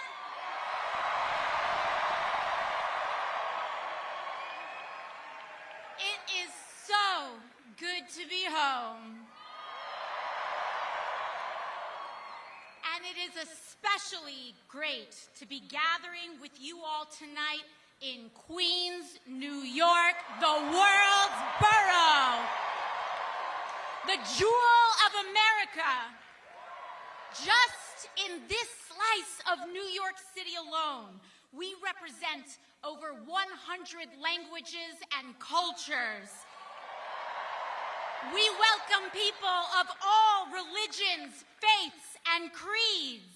We honor all genders, races, orientations, and status. And here, we defend immigrants. We are a working people's borough in a working people's city. And all of that makes us a fascist worst nightmare.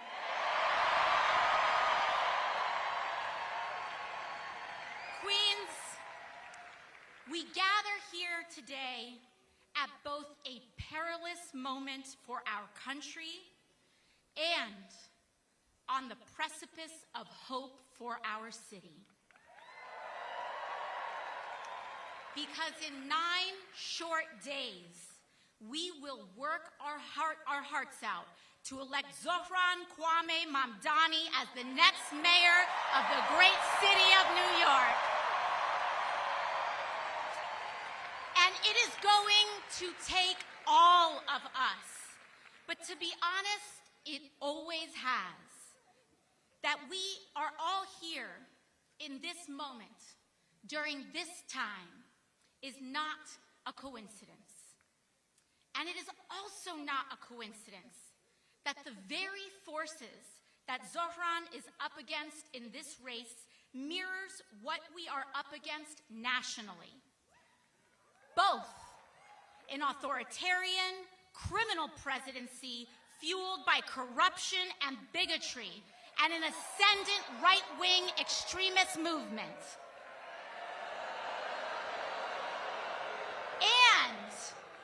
And an insufficient, eroded, bygone political establishment, this time in the form of Andrew Cuomo,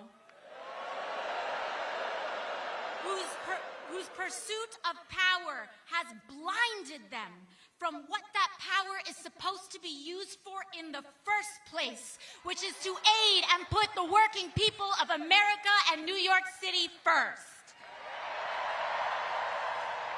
And Queens, both of these challenges are fueled and funded by the same billionaire class whose apparent greatest fear is an equitable, affordable, and prosperous nation and city for all, not just the very few. But we have been here before as a city and a country, and we have won before, and we will win again on November 4th. Because Queens, it has always been in our nation's darkest chapters that our brightest lights emerge. And we, each and every one of us, whether we like it or not, are living history today. From our nation's beginning, American democracy has always reflected the struggle between humanity's highest and lowest natures, between subjects and citizens, the Confederacy and the Union, freedom and bondage, labor and capital rights and regimes. And it is no different today. The struggle of our time today is the single most unjust concentration of wealth in the hands of the very few, unseen in our nation's history and the world's history. And it is a time such as this, in which demanding what should be considered the most basic tenets of human dignity, that is considered a radical and outlandish act.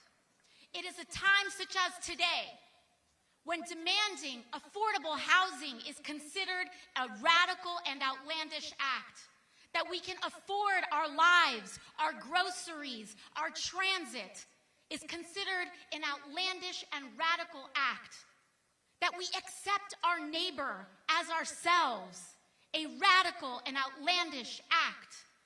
But we must remember, in a time such as this, we are not the crazy ones, New York City.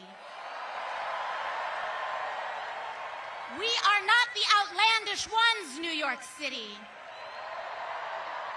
They want us to think we are crazy. We are sane. To demand an affordable and decent housing, a decent wage, the right to health care, that we pay to care for our people instead of the flattening of Palestinians and oppressed people abroad is not a radical act. It is basic and core humanity. That is why the election of Zohran is as important as our cause today. Childcare, buses, rent, and our rights. Here in New York City, it is the jewel and the center of all that is possible in America. And on November 4th, we will prove that today. We will prove it to the world, and we will prove it to the nation. And we will send a loud message to President Donald Trump that his authoritarianism is no good here. We will send a message that to ICE, that secret police do not belong here. And we will demonstrate the heroism that exists in the everyday people throughout our city. Heroism like that we saw last week, a young woman in a polka dot dress standing up to a secret police officer in Canal Street. She is New York City. The young man in a white helmet jumping off his bicycle saying, "Not in my neighborhood." That is New York City. The line cooks and the delivery workers every day serving and making sure that we are clothed and fed and that our children are cared for. That is America, New York City. That is who we fight for. That is what this victory is about. Because New York, America, our freedoms and our future. When I think about what is happening throughout our nation today, and what Donald Trump has even done, reflected, symbolic of so much in his demolition of the White House and the East Wing. We see what he's doing to that, and we must let him know that this injustice, no matter what he's doing, that house doesn't belong to him, New York. It belongs to us. It belongs to the people of this country.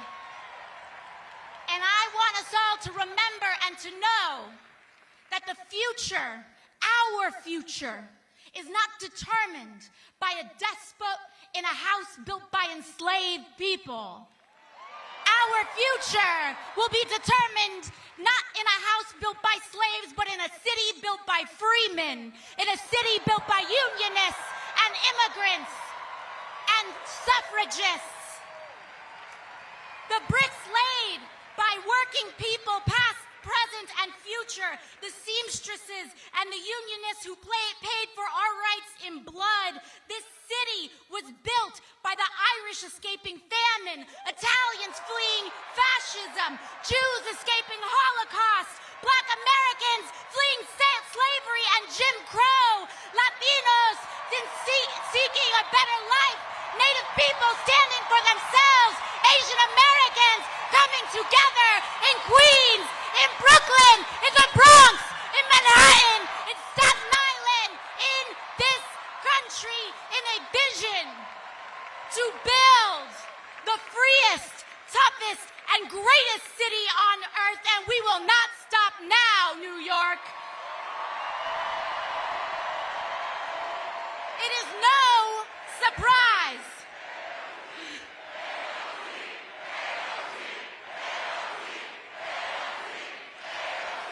NYC, baby, NYC.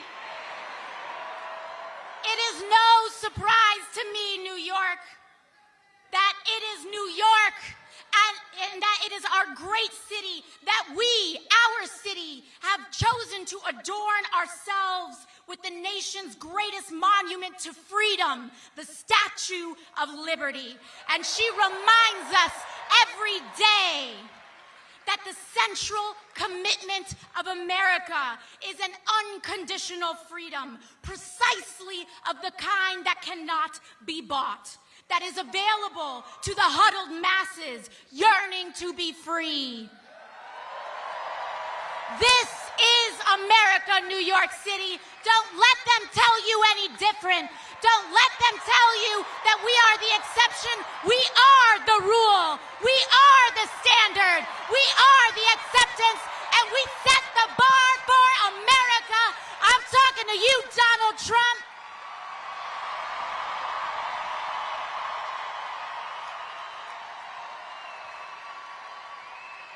There has been a day before his presidency, and there will be a day after. And it belongs to us. Thank you, New York. I love you, New York.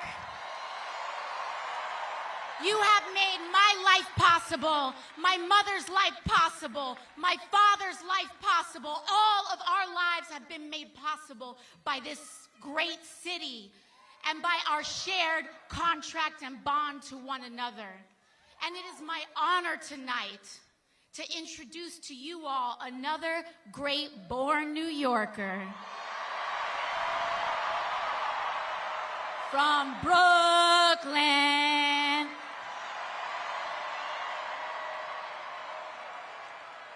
Senator Sanders and I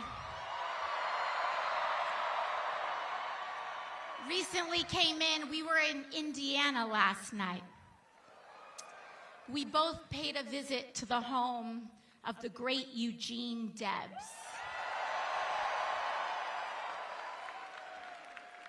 And I had the honor of presenting Senator Sanders last night with the National Eugene Debs Award,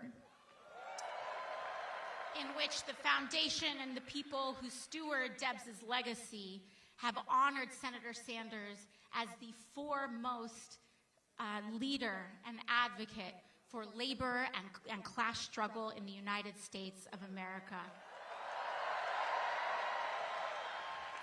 And it remains such a great privilege and honor to call him a friend, a mentor, a treasured person that we have, and a New Yorker, that's right.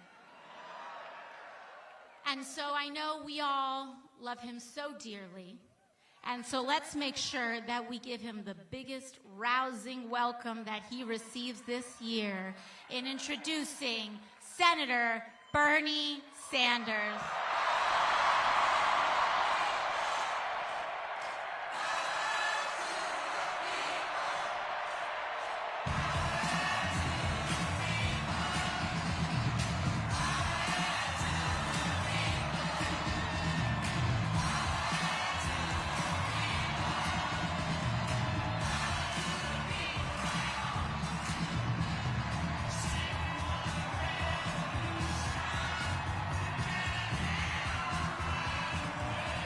Thank you, New York! Whoa! And let me thank the people of New York for sending Alexandria to the U.S. Congress. She is not only one of the great members of Congress, she is inspiring working people and young people all across the country. Thank you, New York. Now, everybody knows that a New York City mayor's race attracts a lot of attention. That's not new. It's the largest city in the country. You got 8 million people. Everybody is interested in what happens here. But this mayor's race, my friends, is different. It is not just the folks here in New York City who are paying attention. It's not just people all across our country who are watching this race. It is not just the President of the United States who seems to be very, very concerned about who wins this election. The truth is that people all over the world are paying attention to what will happen here a week from Tuesday. Now, why is that? Why has this campaign created such an unbelievable amount of interest, literally all over the world. And the answer is obvious. These are not normal times. This is not a normal election. This election takes place at a moment in American history when we have a rigged economy with more income and wealth inequality than we have ever had in the history of our country.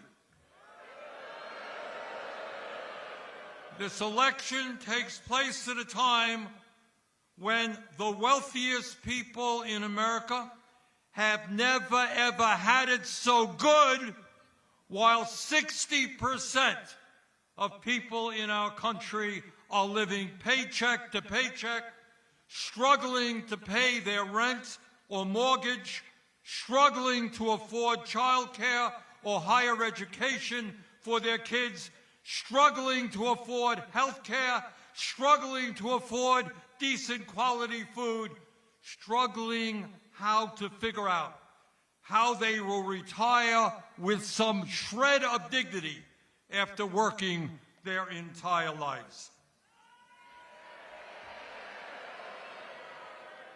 This election takes place when the United States of America, the wealthiest country in the history of the world, has one of the highest rates of childhood poverty and senior poverty of almost any nation. And when in this rich country, 800,000 Americans, including many veterans, are homeless.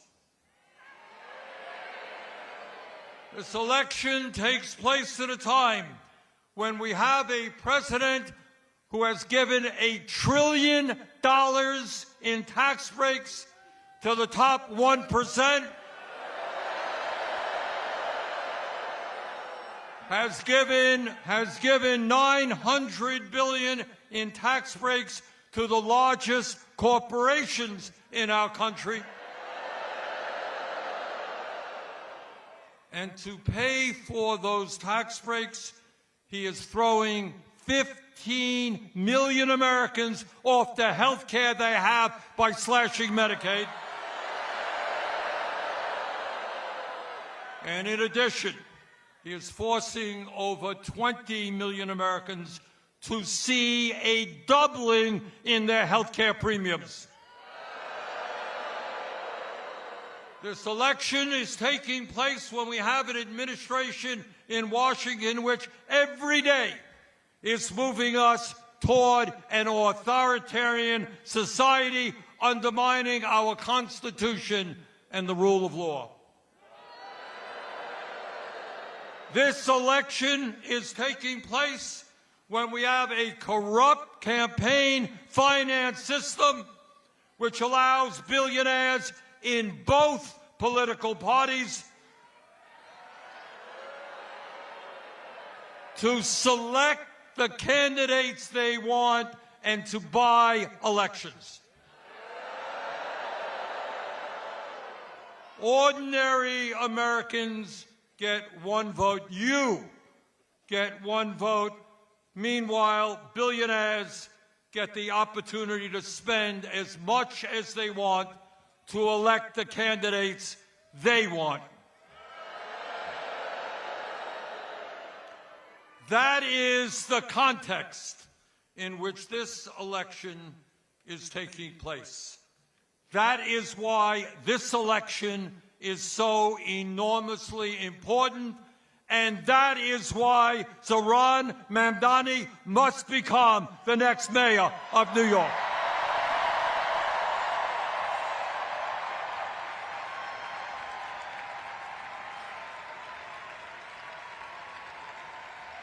New York must have a mayor who represents the working families of this city, not the billionaire class.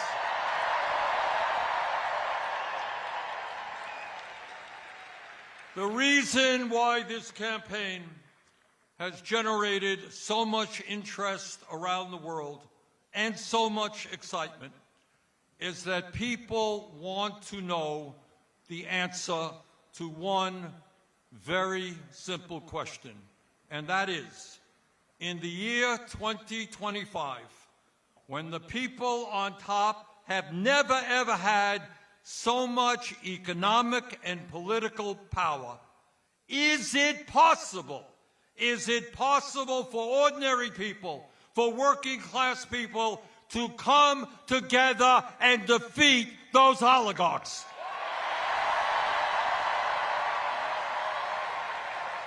You're damn right we can.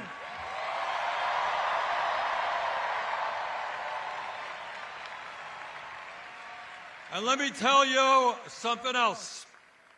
At a moment when Americans are extremely distressed about where we are as a nation, economically and politically, a victory here in New York will give hope and inspiration to people throughout our country and throughout the world.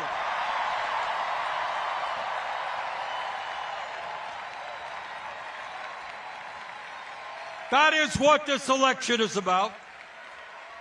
And that is why Donald Trump is paying attention to this election. Ordinary people, working class people, black and white and Latino, Asian, gay and straight, coming together to take on the oligarchy, that is Trump's worst nightmare.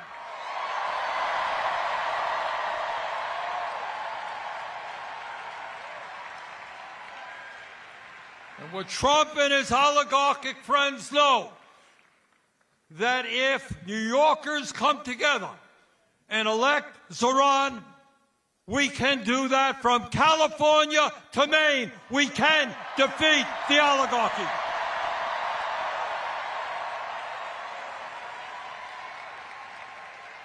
And what the oligarchs fear, what they fear is that people will start understanding that this country belongs to us, not them.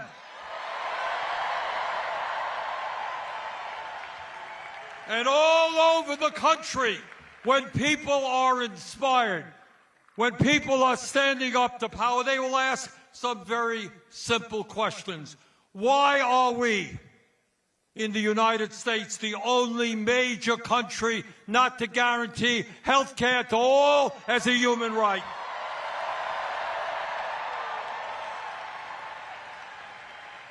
Why aren't we paying our teachers the salaries they deserve, so that we can have the best public educational system in the world? Why aren't we doing what used to exist in New York and all over this country 70 years ago, make public colleges and universities tuition free?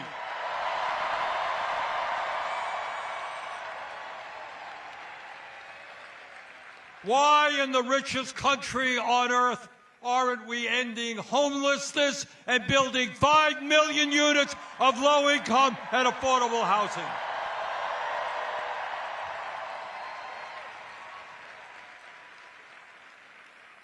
Why don't we make it easier for workers to join unions? And why don't we raise the national minimum wage to a living wage?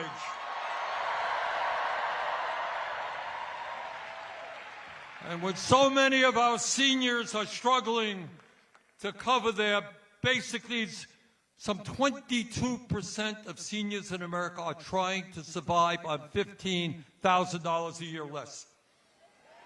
Why aren't we raising Social Security benefits and providing pensions to the workers in this country who desperately need them?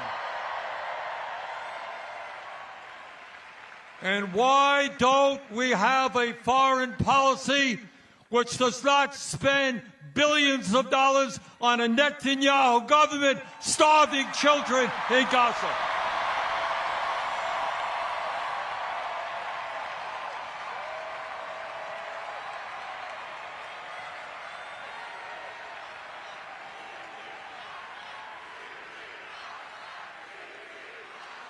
In other words, my friends,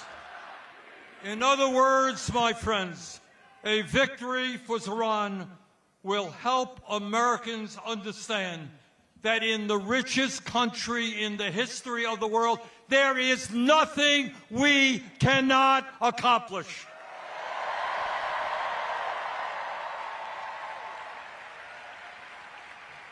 Now, the oligarchs and the political establishment in New York tell us that Zohran's agenda for New York is radical. Really? At a time when working families in this city are finding it hard to live here because of the outrageously high cost of housing, I don't think it's radical to say that the city should freeze the rent and triple its stock of affordable housing. That ain't radical. At a time when working families can't afford the high cost of childcare, and psychologists tell us the most important years of human development, intellectual and emotional, are 0 through 4. Why shouldn't we have a situation where every child in America gets the best quality child care we can provide?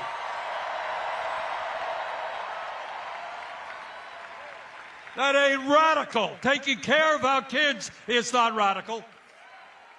At a time when getting to work is too expensive and we want to encourage more utilization of public transportation, it is not a radical idea to say that buses in this city should be free and fast. At a time when every parent wants their kids eating good quality food, not junk food, and there are neighborhoods in the city where it is simply not affordable or possible to get that food, it is not a radical idea to say that there should be municipally funded grocery stores. And by the way, when billionaires and large corporations and the very wealthy are doing extraordinarily well, when the very richest people in this country often pay an effective tax rate lower than truck drivers or nurses, it is not a radical idea to say that the rich should start paying their fair share of taxes.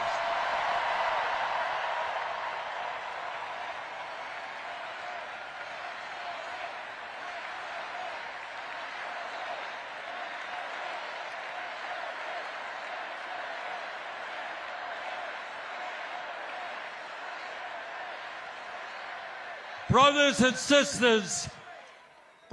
sisters, these ideas are not radical. They are common sense, and they are what the people of New York City want and need. Now, let me be very clear.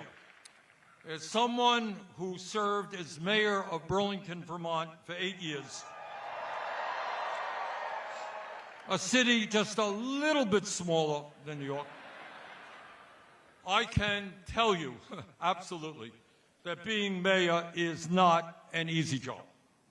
In local government, the people hold you accountable for everything, for picking up the trash, for crime problems, for the quality of education their kids receive, for traffic jams.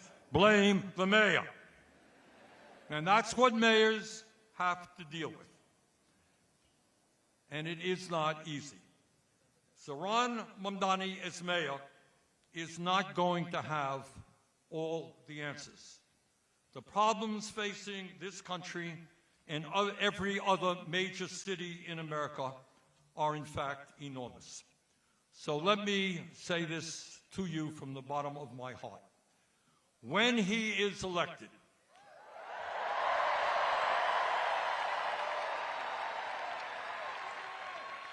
your job is not over.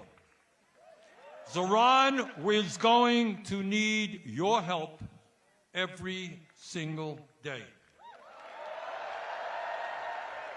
In this unprecedented moment in our nation's history, all of us together must act in an unprecedented way. And that means governing New York City and other cities in an unprecedented way. Please do everything you can to work with Zohran in order to make him and his administration the best administration in the history of New York.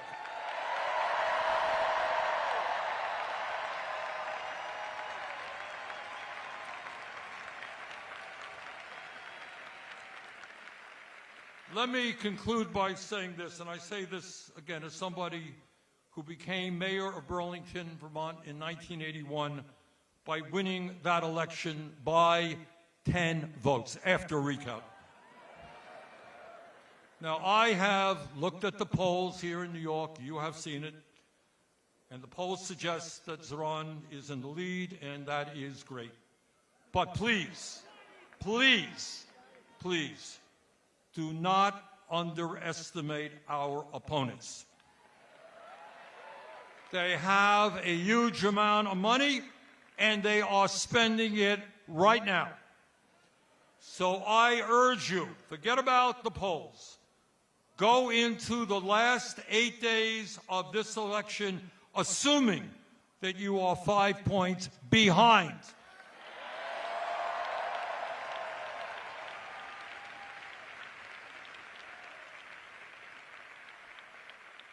So what you guys are going to have to do, along with the other 80,000 volunteers in the Mamdani campaign, you've got to do everything that you can to bring people to the polls in early voting, which is taking place right now, and on Election Day. None of us want to wake up the day after the election and find that we lost that election because our opponents outworked us. That must not happen.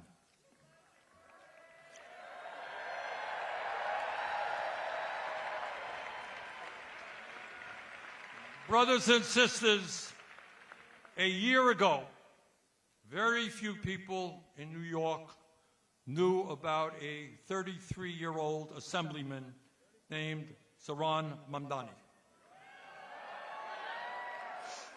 And when he first entered this race for mayor, he was polling at all of 1%. Nobody knew who this guy was. But Zohran did what people who are serious about real change always do. He created a campaign from the bottom on up by building an extraordinary and unprecedented grassroots movement which now has tens of thousands of volunteers.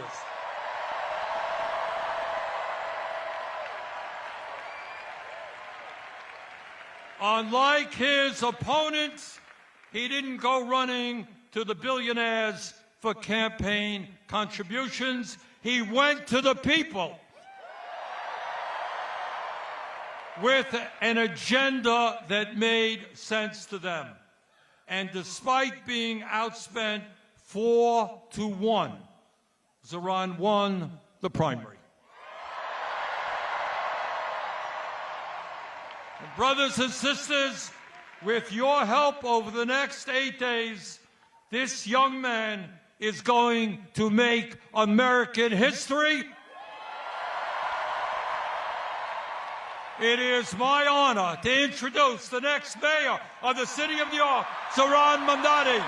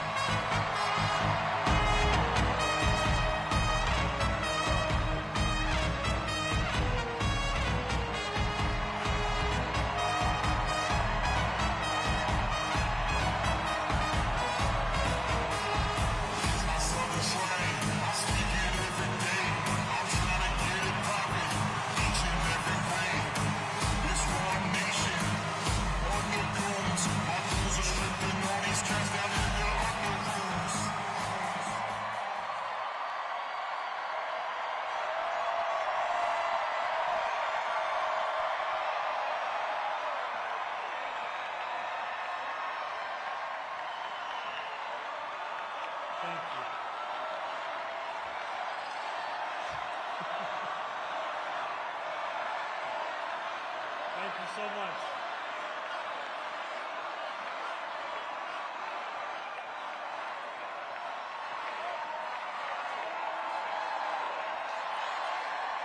Good evening, New York City!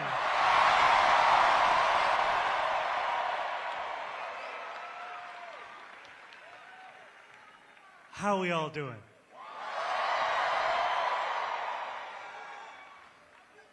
Habibi, how are you? It is so good to see you all here tonight.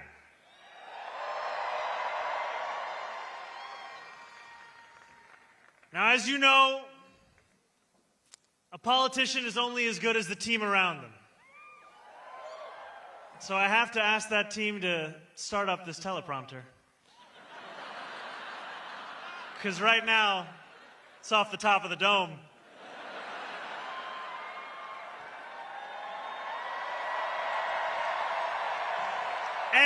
And while we wait, why don't we actually begin? Can we first hear a round of applause for our incredible MC, Sarah Sherman?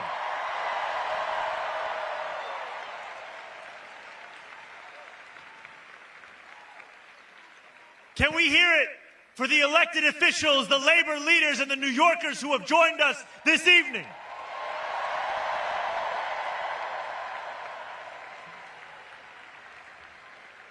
And can we hear it for Congresswoman Alexandria Ocasio-Cortez?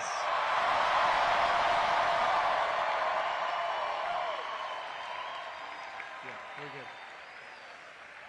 You know,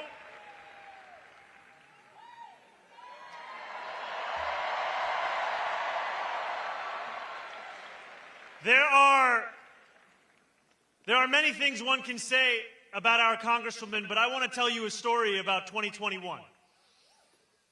When we went on a 15-day hunger strike and won $450 million in debt relief for working-class taxi drivers,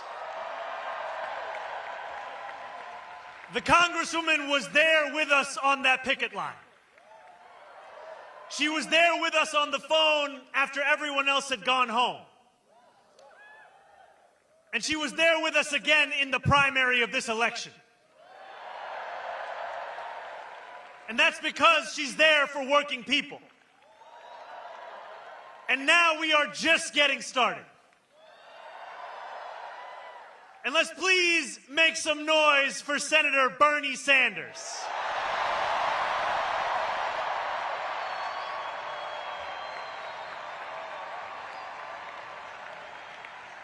I stand before you tonight only because the senator dared to stand alone for so long.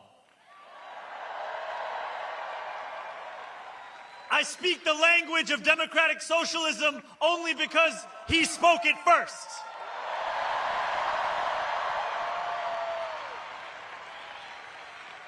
And when I ran for state assembly almost 6 years ago to the day, it was at Bernie's rally in Queensbridge Park where I led our first canvass. Signing people up for our email list, asking them for $5 or $10, and encouraging them to believe that the politics of not me, us applied to our state government just as much as our national one. When we win on November 4th,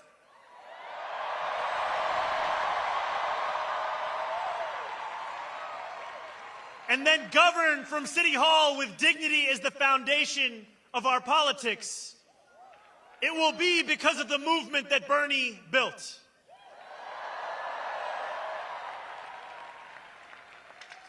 I stand before you tonight as the nominee of a Democratic Party reinvigorated in its pursuit of making government work for everyone, not just the wealthy and the well-connected.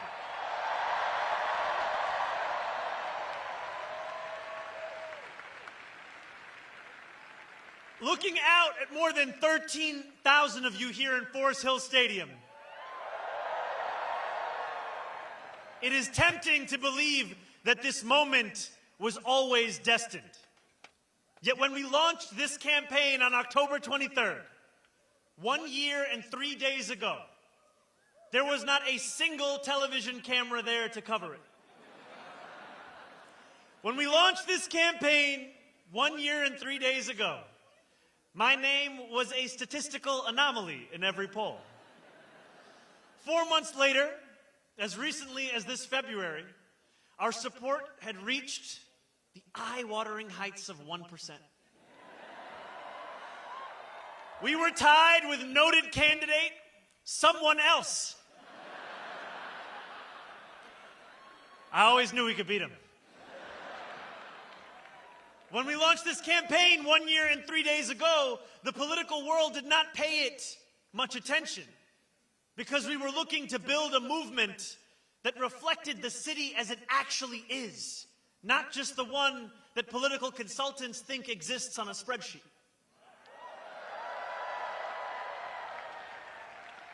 And when we launched this campaign 1 year and 3 days ago, we were dismissed as a punchline in the halls of power.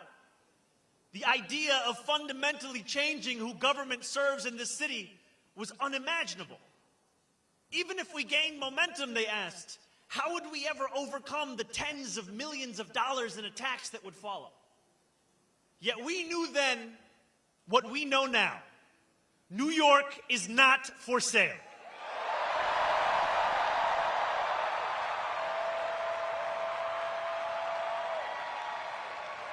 As young people showed up in record numbers, as immigrants saw themselves in the politics of their city, as seniors, once skeptical, dared to dream again,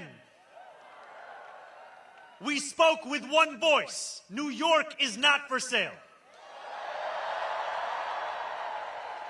And now, as we stand on the precipice of taking this city back from corrupt politicians and the billionaires that fund them, let our words ring out so loud tonight that Andrew Cuomo can hear them in his $8,000 a month apartment.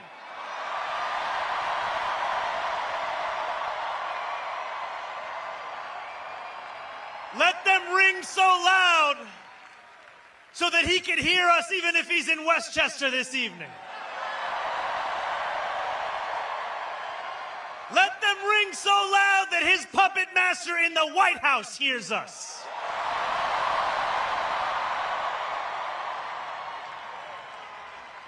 New York is not for sale.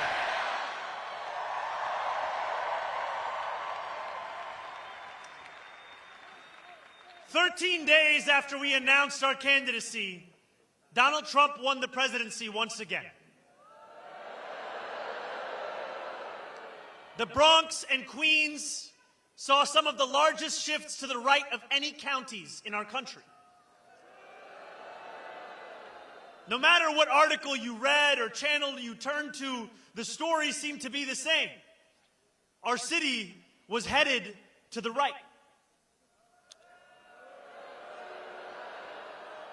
Obituaries were written about Democrats' abilities to reach Asian voters, young voters, male voters.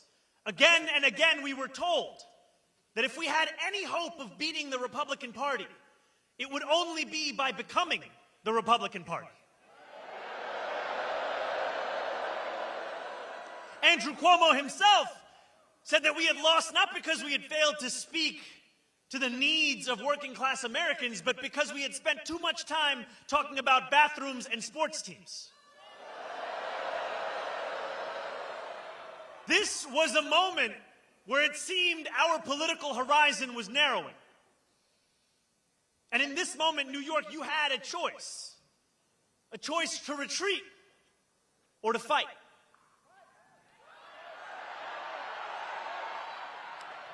And the choice that we made was to stop listening to those experts and to start listening to you.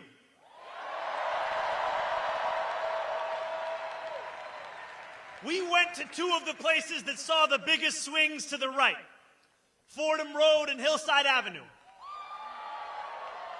These New Yorkers were far from the caricature of Trump voters.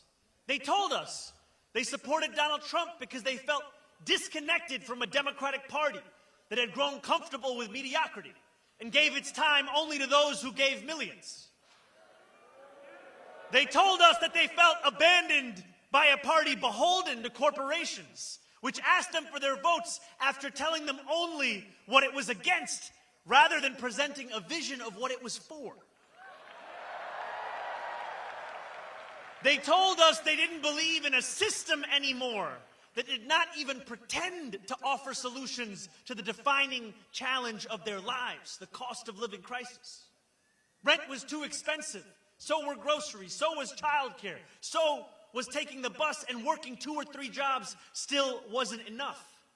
Trump, for all his many flaws, had promised them an agenda that would put more money in their pockets and lower the cost of living.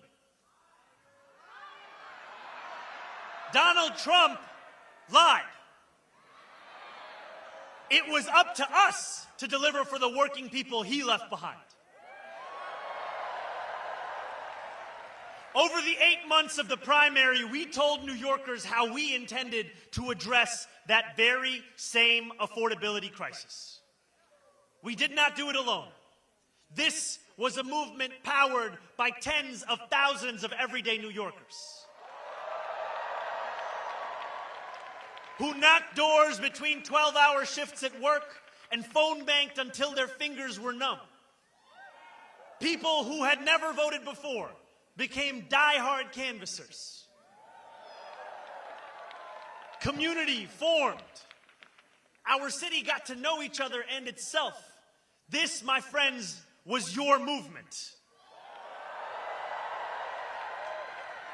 And it always will be.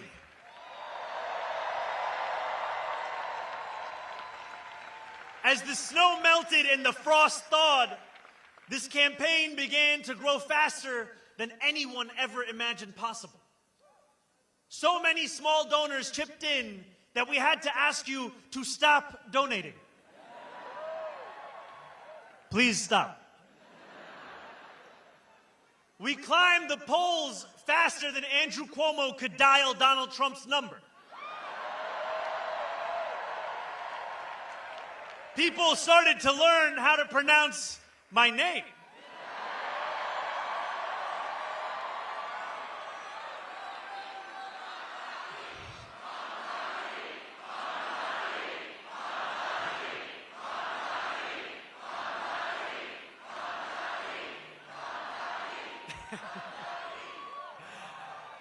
And the billionaires got scared.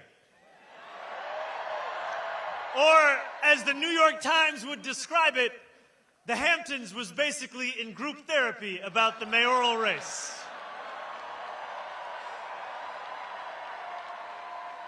Andrew Cuomo and his corporate cronies did everything they could to make this campaign one of fear and one of smallness. Hell yeah.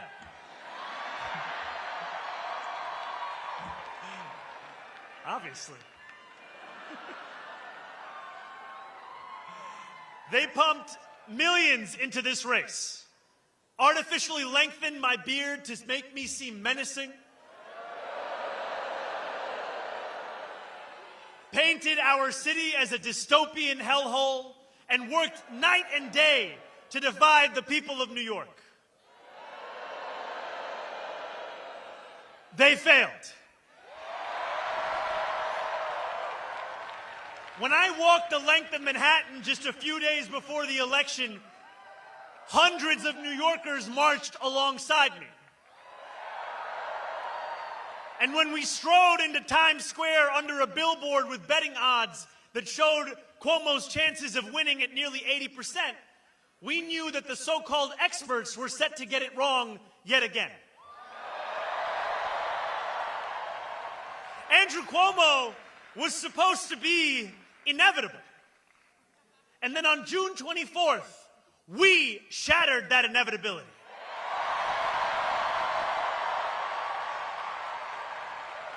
We won by 13%.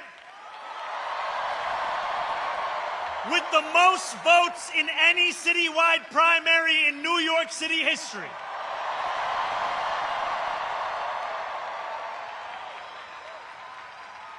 Some of those New Yorkers had voted for Trump. Many others had never voted before. And when Andrew Cuomo called me to concede at 10:15 that night, he said over the phone that we had created a tremendous force. When you insist on building a coalition with room for every New Yorker, that is exactly what you create, a tremendous force.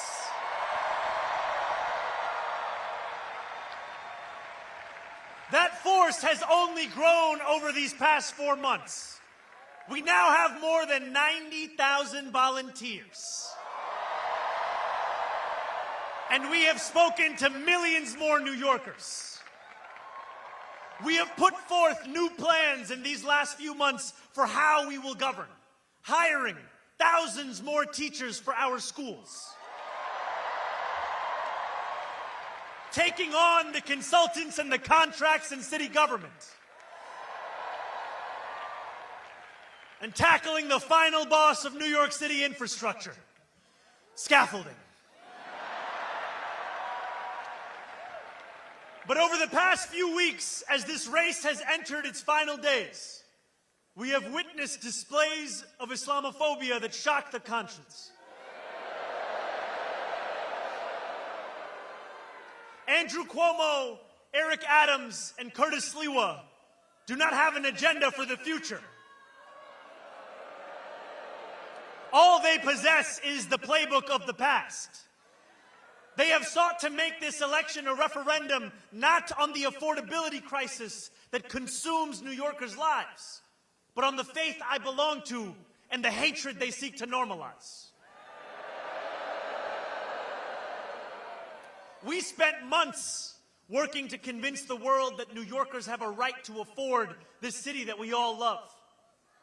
Now, we are being forced to defend the idea that a Muslim is even allowed to lead it. These same big money donors and disgraced politicians have sought to rob us of our ambition because they do not think that you deserve the beauty of a dignified life. And time and again, they have encouraged you to imagine less because they know that a reimagined New York hurts their bottom line. I believe that this city is like the universe, constantly expanding. We deserve a city government as ambitious as the working New Yorkers who make it the greatest city in the world. We cannot wait for someone else to deliver it. We are not afforded the luxury of waiting, because too often to wait is to trust those who delivered us to this point. On November 4th, we will set the course of our city back in the direction it belongs. And in doing so, we will answer a question that our nation has wrestled with from the dawn of our founding. Who is allowed to be free?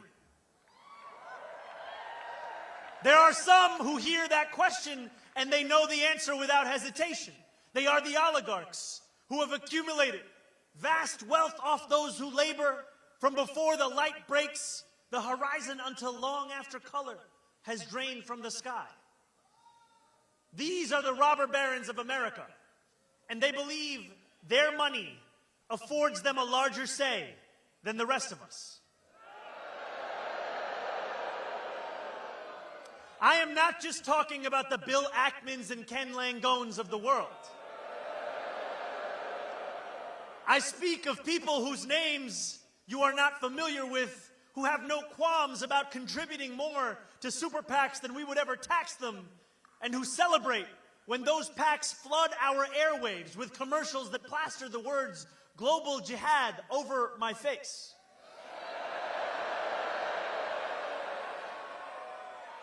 Their freedom doesn't just come at the expense of dignity and truth. It comes at the expense of the freedoms of others too.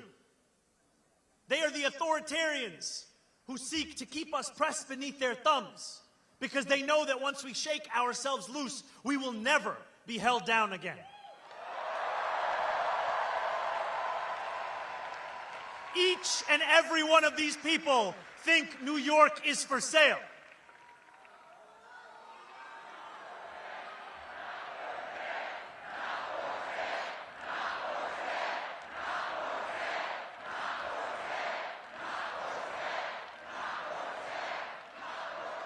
For too long, my friends, freedom has belonged only to those who can afford to buy it.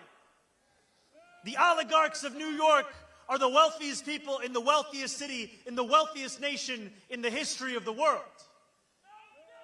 They do not want the equation to change. They will do everything they can to prevent their grip from weakening. The truth is as simple as it is non-negotiable. We are all allowed freedom.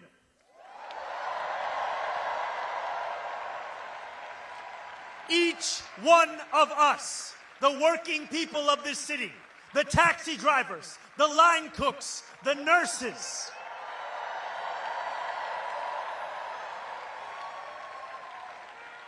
all those seeking lives of grace, not greed, we all get to be free. And on November 4th, thanks to the hard work of more than 90,000 volunteers across every corner of this city, that is exactly what we will tell the world. Because while Donald Trump's billionaire donors think that they have the money to buy this election, we have a movement of the masses. And we are a movement that is not afraid of what we believe. And we've believed it for quite some time. Those who worry about what this movement may look like on January 1st are the ones who worried on October 23rd what it may look like tonight. But our purpose has not changed, and neither have our promises. As I said on the evening I announced, the job of government is to actually make our lives better. And in the exact words I said on October 23rd, here is what we stand for, my friends. We are going to freeze the rent for more than 2 million rent-stabilized tenants and use every resource at our disposal to build housing for everyone who needs it. We are going to eliminate the fare on every single bus line and make what are currently the slowest buses in the nation move around this city with ease. And we are going to create universal child care at no cost to parents, so New Yorkers can raise their family in the city they love. Together, New York, we're going to freeze the... Together, New York, we're going to make buses fast and... Together, New York, we're going to deliver universal... We will make our city one where every person who calls it home can live a dignified life. No New Yorker should ever be priced out of anything they need to survive. And we believed then, we believe today, we will believe tomorrow that it is government's job to deliver that dignity.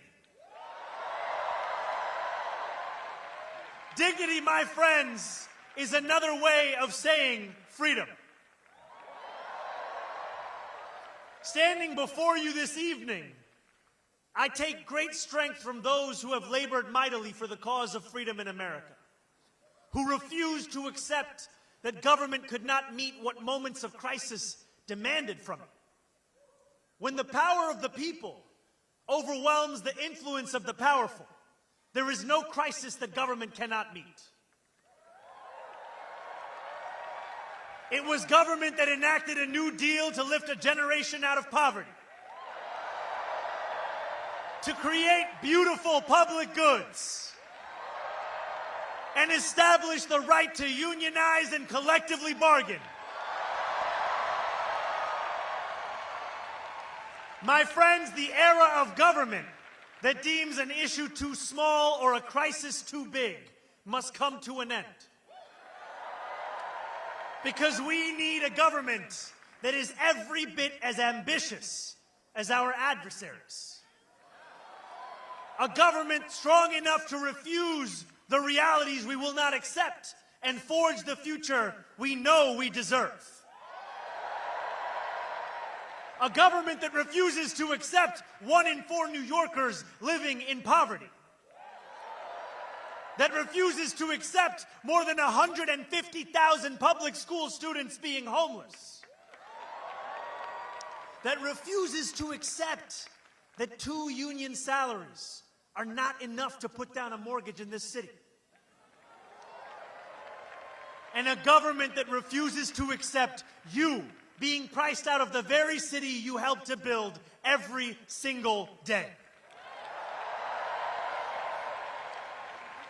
Time and again, our nation has teetered on the precipice of hopelessness. Now is one of those times.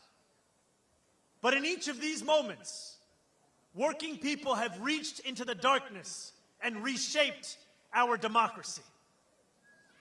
No longer will we allow the Republican Party to be the one of ambition.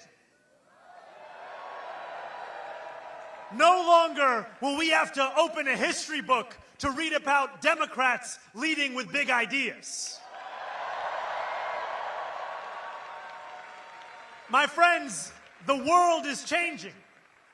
It's not a question of whether that change will come. It's a question of who will change it. We have an opportunity before us that few have ever received and even fewer have seized. It's the opportunity to show the world what it means to win freedom.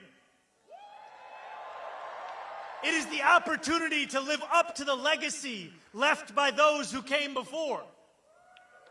We do not get to determine the scale of a crisis. Our choice is how we respond. Let us win a city hall that works for those straining to buy groceries, not those straining to buy our democracy.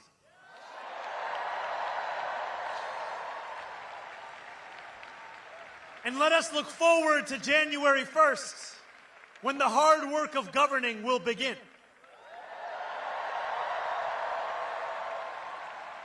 Those in power would like to describe our policy commitments as if they are illusions that will evaporate as soon as we approach City Hall. Let us show them instead that they are invocations of the future that we will win.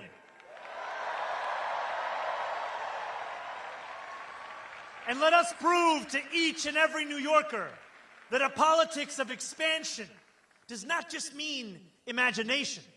It insists upon fulfillment. We can make City Hall a place where New Yorkers come to expect the future, not just failure. But we are not there yet. Just as Andrew Cuomo's victory in the primary was thought to be inevitable, the same narrative has started to form around us today. When you read the articles that tell a post-election story of triumph while we are amidst early voting, when you see the Kalshi odds that have our chances of victory in the 90s, know this: you are reading the same things that Andrew Cuomo read when he went to sleep each night in June, believing that his victory was promised. We cannot allow complacency to infiltrate this movement.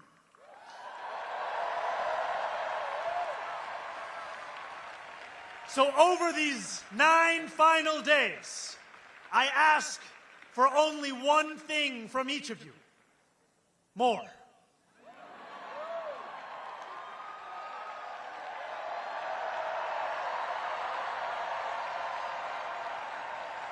I know you are tired.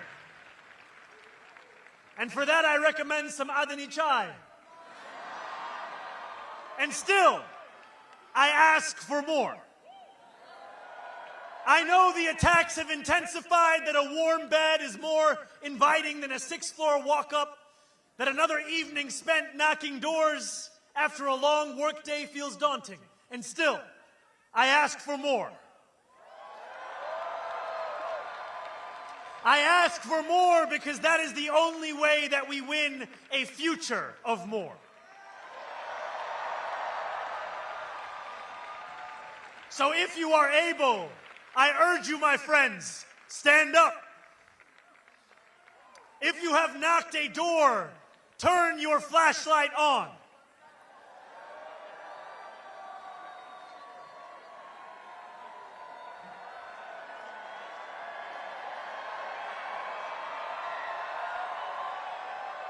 If you will knock a door, turn your flashlight on. If you have more to give, turn your flashlight on. Together, let us make a light bright enough to banish any darkness. Over these final 9 days and the months and years that follow, the powers that be will throw everything in their arsenal against us. They will spend millions more dollars. They will attack us from every conceivable angle. But we will not bend. We will not flinch. We will triumph over the oligarchs, and we will return dignity to our lives. Nearly 89 years ago to the day, FDR spoke before a crowd of thousands at Madison Square Garden. He said, "I should like to have it said of my first administration that in it, the forces of selfishness and of lust for power met their match. I should like to have it said of my second administration that in it, these forces met their master. My friends, I should like to have it said of our campaign that in it, the forces of selfishness and lust for power met their match.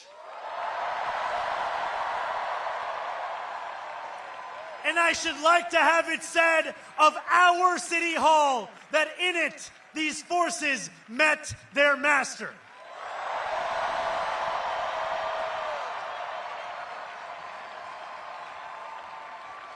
New York, our work has only just begun.